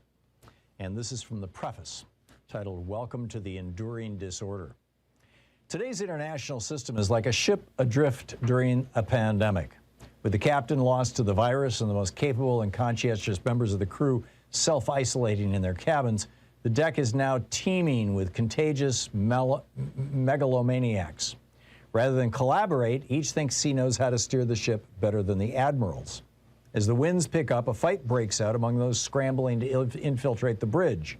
When the winners emerge from this melee and they reach the captain's chair, some choose to deliberately steer into the choppiest waters, each clutching the steering wheel until a competitor bursts in behind them and ejects them from the hot seat.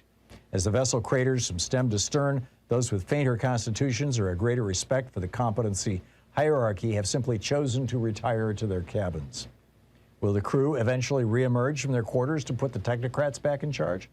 Might the most reckless passenger subjugate the others, lock the convalescent crew members in their quarters, and emerge as the new de facto captain? Or should some sort of self-sustaining equilibrium have been reached with the vessel zigging and zagging indefinitely, neither capsizing nor reaching port? From my vantage point, watching U.S. policy toward Libya veered this way and that over the years, the events of the spring and summer of 2019 stood out as a high watermark of chaos and contradiction, with a multiplicity of relevant actors vying for prominence. They were also representative, in microcosm, of larger global trends. Witnessing them led me to question my assumptions about the West's future role in the world and the fundamental principles underpinning the international system. It was dawning on me that the contemporary ship of state had become permanently unmoored, careening back and forth due to contradictory decisions undertaken by ill-coordinated power centers. Plato envisioned such a scenario in The Republic. He warned that true democracy would lead to populism. Contempt for experts would ensue, eventually culminating in short-sighted and reversal-prone approaches to policy formation. He also warned that once this point was reached, it would be nearly impossible to put the genie back in the bottle. Over the past few years, my day-to-day experience of the foreign policy-making process in Washington, London, and Tunis, and the resulting outcomes in Libya, seem to be embodying Plato's forecasts. In keeping with this observation, this book proposes that the international system has exited the post-Cold War period with its well-established features and dynamics and entered a new historical epoch termed the enduring disorder. This new historical period, which remains under-researched, is characterized by its own structures, trends, and interactions. They are not scientific laws that can be definitely discovered through experimentation, but rather patterns and trend lines that may be intuited from lived experience. My main contentions about our historical moment are interrelated. One, that the international system's interaction with Libya is an ideal arena to describe the key features of this new historical era, but that study of the Syrian, Yemeni, Venezuelan, or Ukrainian microcosms would likely work as well. And two, that the enduring disorder will long outlast the specific sequence of events set in motion by former American President Donald Trump or any given Libyan warlord. My analysis is that their emergence on the world stage was merely symptomatic of the enduring disorder, not its root cause. Actually, it is the enduring disorder that has given rise to Trump, Brexit, and the unique trajectories of state implosion that have befallen Libya, Yemen, and Syria. On the ground in Libya in May of 2019, the latest round of civil war had settled into an uneasy stalemate. Economic activity was stymied. The water and electricity grids were periodically shut down by the combatants. Civilian casualties mounted, and international peacemaking efforts had ground to a halt. The previously bustling southern suburbs of Tripoli were now crisscrossed by the ebb and flow of tanks and technicals. A parallel war of maneuver was also unfolding on the banks of the Potomac. The allies of President Trump sought to outflank the permanent institutions of the U.S. government in the tussle to shape American policy toward Libya's perpetual conflict. This was yet another skirmish between familiar adversaries.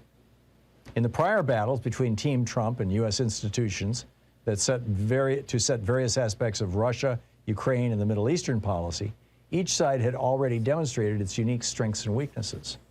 This dynamic of Team Trump versus the institutions would become intimately familiar to all Americans during the tug of war to set the governmental response to the COVID pandemic. So what were the relative tactics of the adversaries? Trump's Twitter bravado was highly effective at manipulating the media, but usually quite impotent at formally changing entrenched U.S. government policies. Was the president actually trying to change American policy, but exhibiting a lack of understanding of the tools open to the executive branch?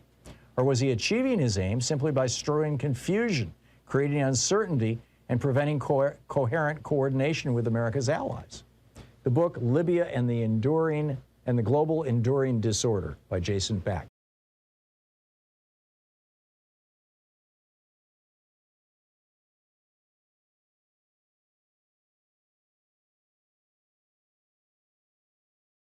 Help support progressive radio. If you're listening to us on a commercial station, call their advertisers and let them know you're listening. If you're listening to us on Pacifica, or one of our many nonprofit stations, please support them when they do their fundraising drives. Thanks for supporting Progressive Talk Radio, and tag you're it.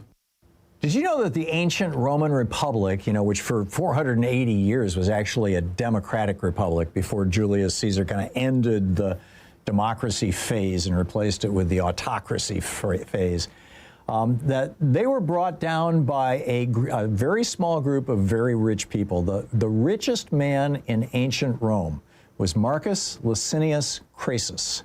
He was the richest guy, the billionaire of Rome. And he frankly hated the Roman free bread for all welfare system. It was being paid for with his tax dollars, after all. So him and Pompey the Great and a few other rich guys got together, and they basically crashed Rome. They turned it into an oligarchy and then into a tyranny. And the parallels to what Trump is doing right now are absolutely shocking. There's an article about it over at HartmannReport.com titled American Caesar, Trump's Path to Power Mirrors Rome's Darkest Days. Check it out.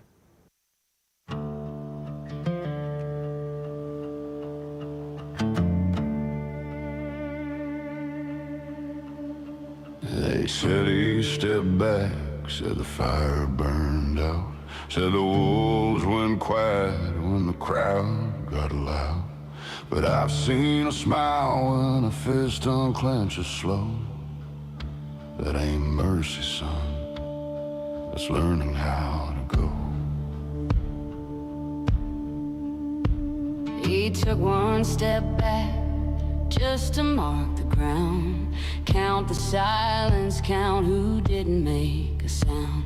Every calm is a measure, every pause is a test. He's not gone, he's figuring what we'll accept.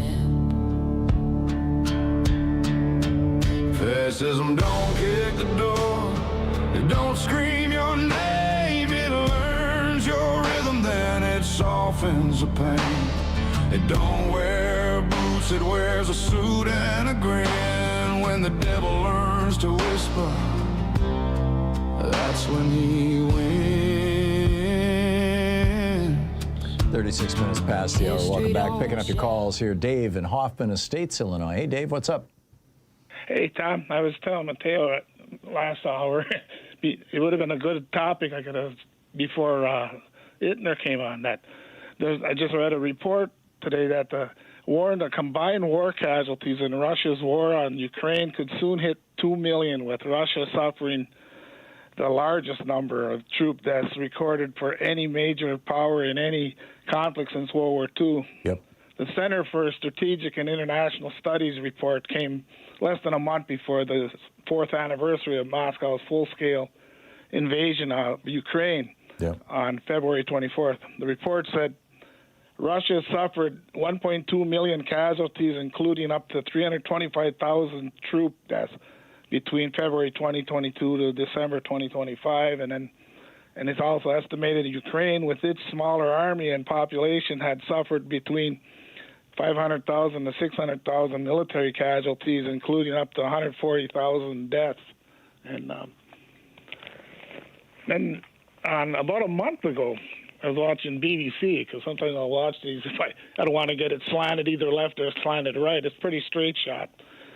And they had this article about these desertions, again, and this happened to be in Lviv, Ukraine, the story they were talking about. And some of the main points was just that the reasons for the desertions was war fatigue, like Phil had talked about, the people order and morale, extreme exhaustion, manpower shortages, high casualty rates, pushing troops to their limits, command issues, clashes with commanders and refusal to follow orders have been reported, and then lack of returns, and that these soldiers often don't return after leave, and that they're preferring jail time to the front lines, they're so, and that.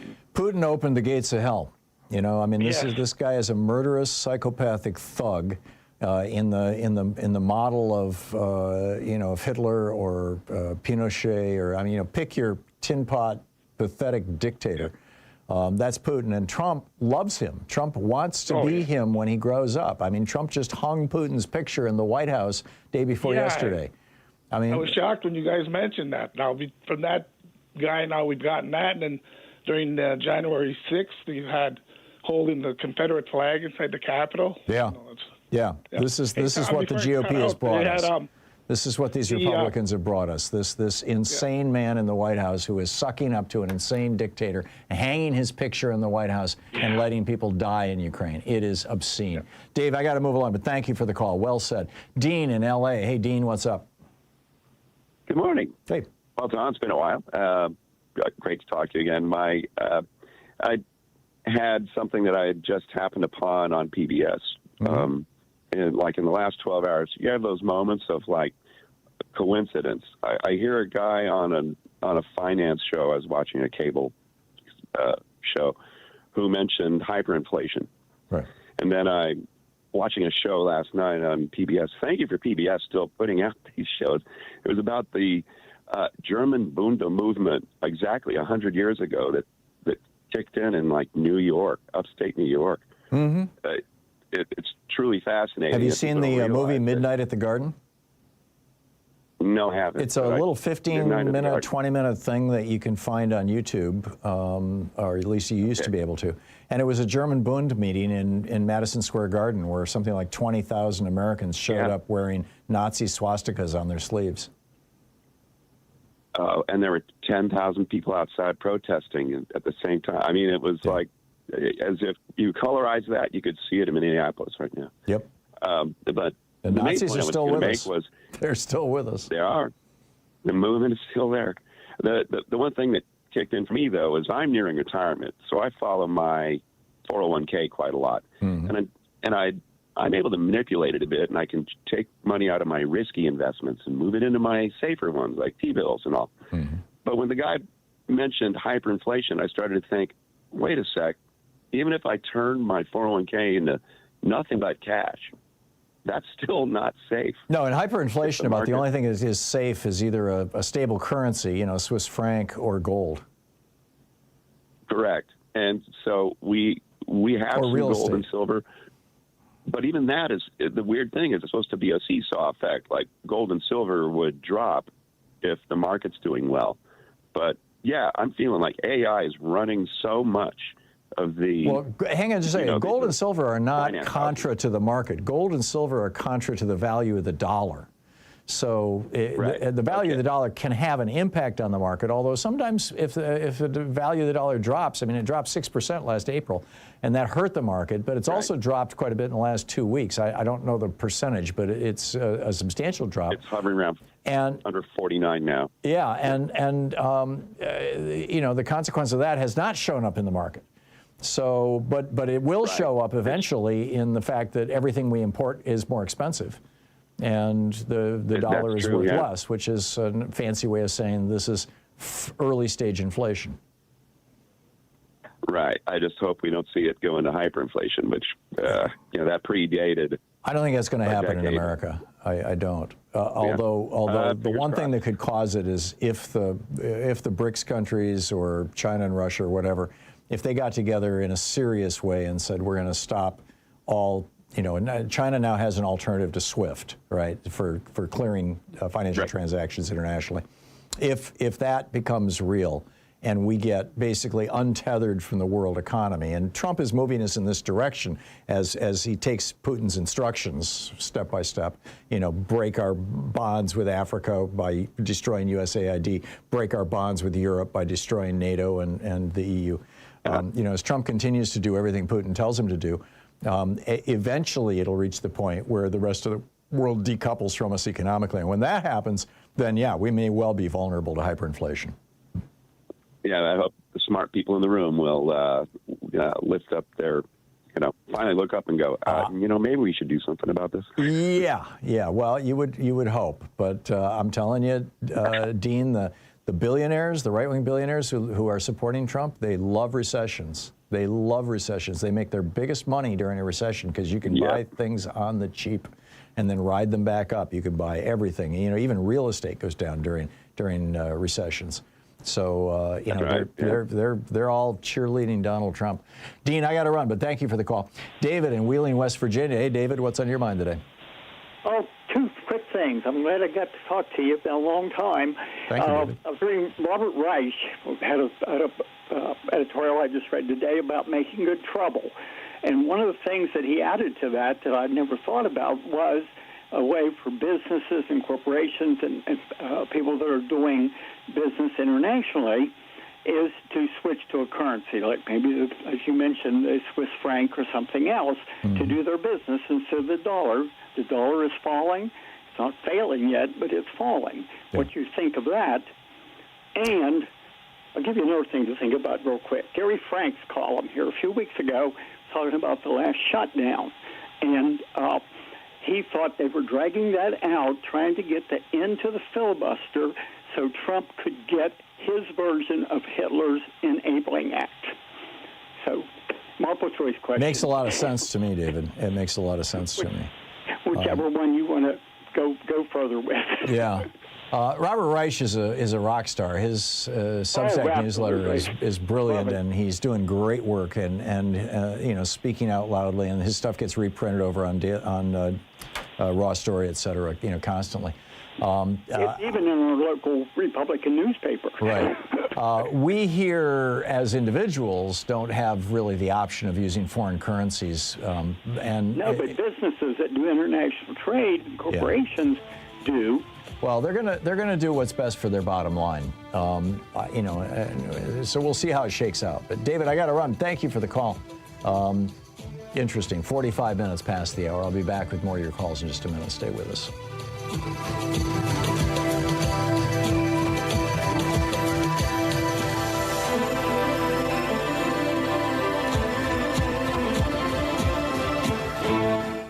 You're listening to Thom Hartmann. Visit TomHartmann.com for audio and video archives. Defending America from the weapons of mass deception. I'll be right back with your calls.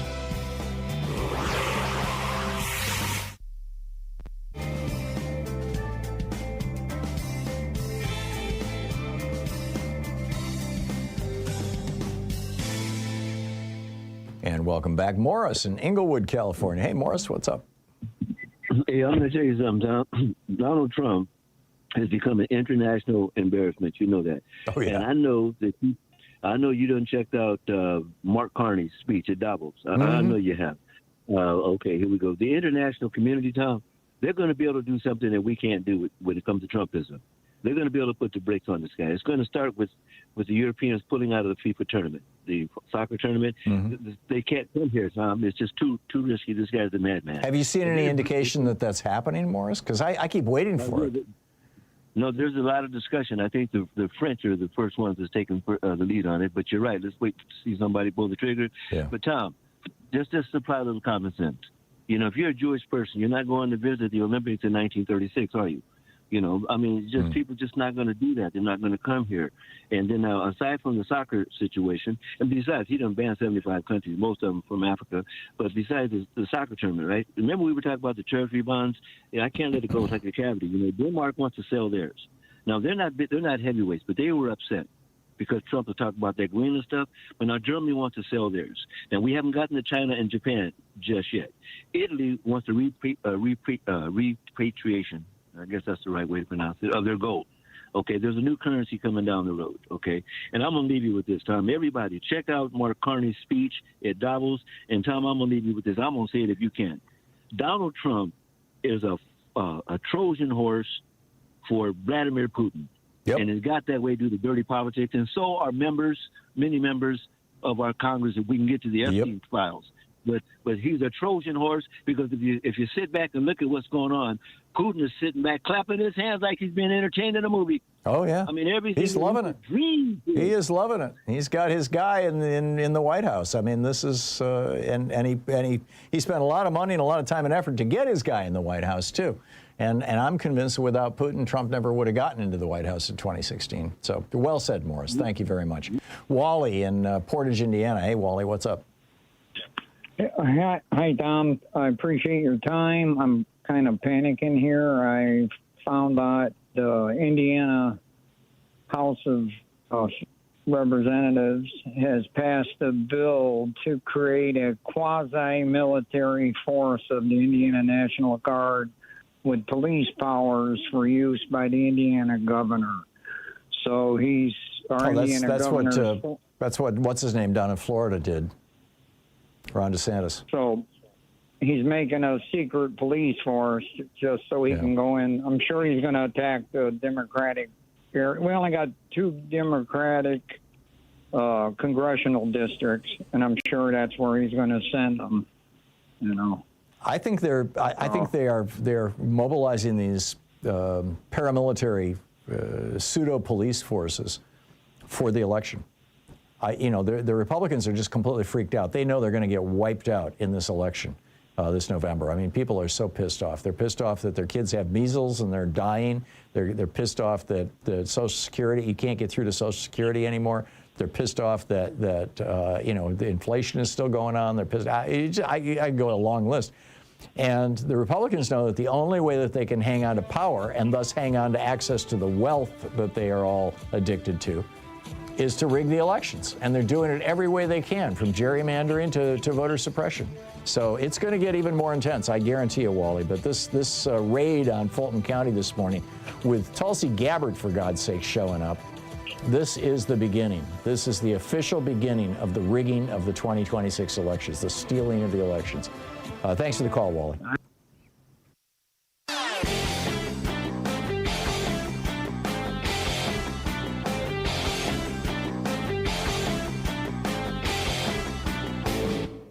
Hey, thanks so much for sharing our program and for reaching out to our stations and sponsors and letting them know that you're listening. It really means a lot to us.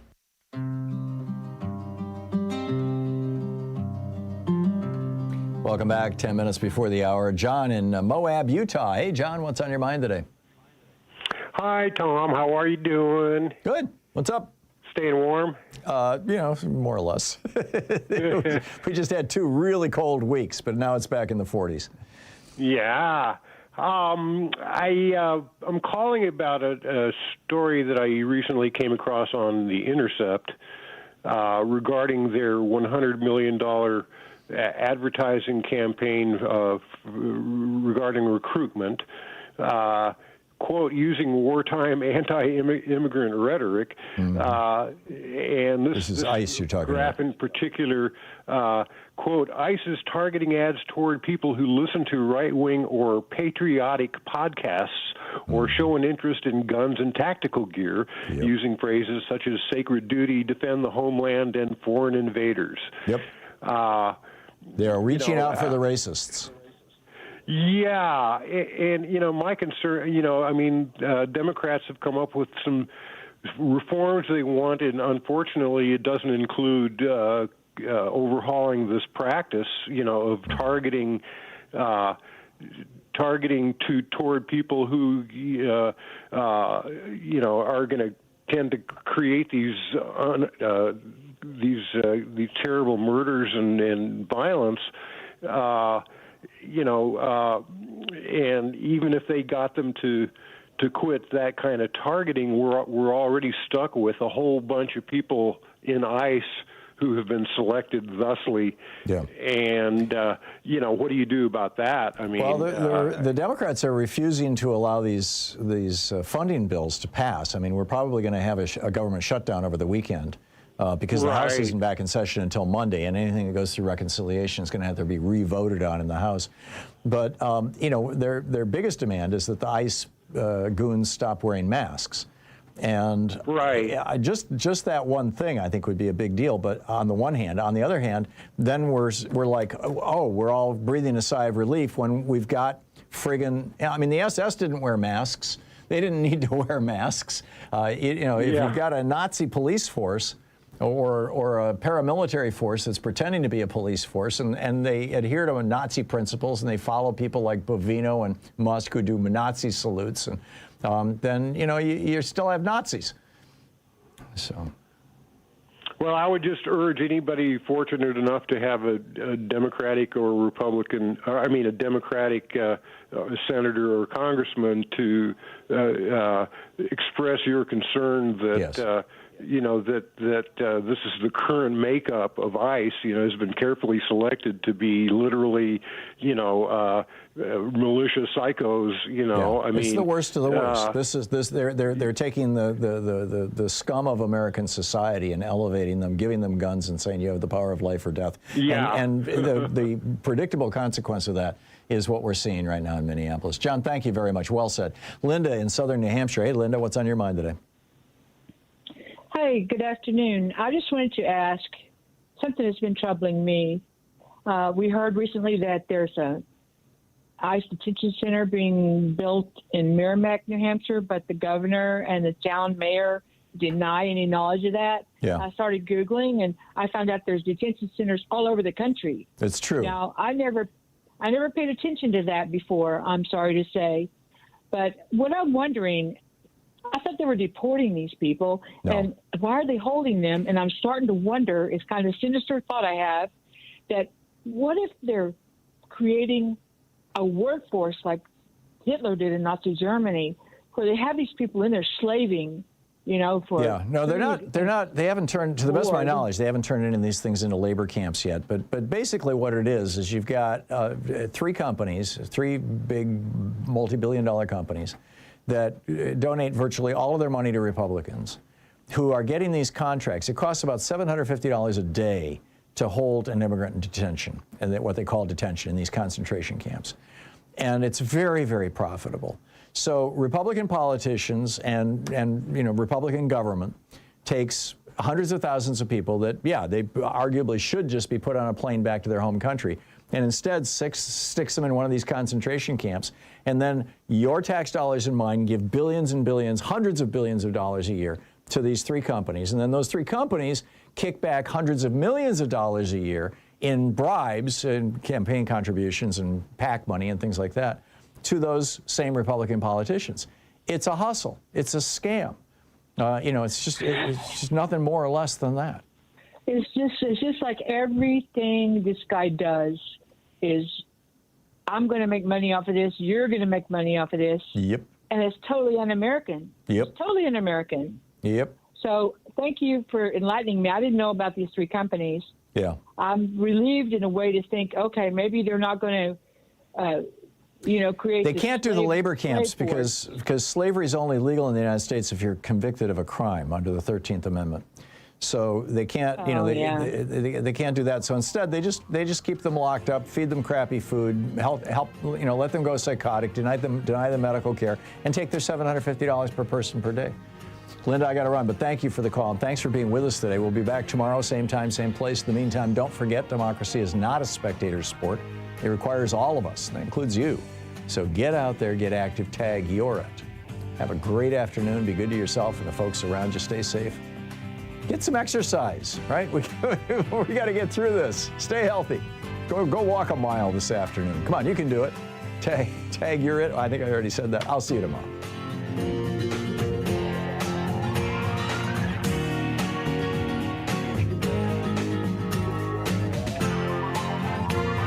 You've been listening to Thom Hartmann. For audio and video archives, visit ThomHartmann.com.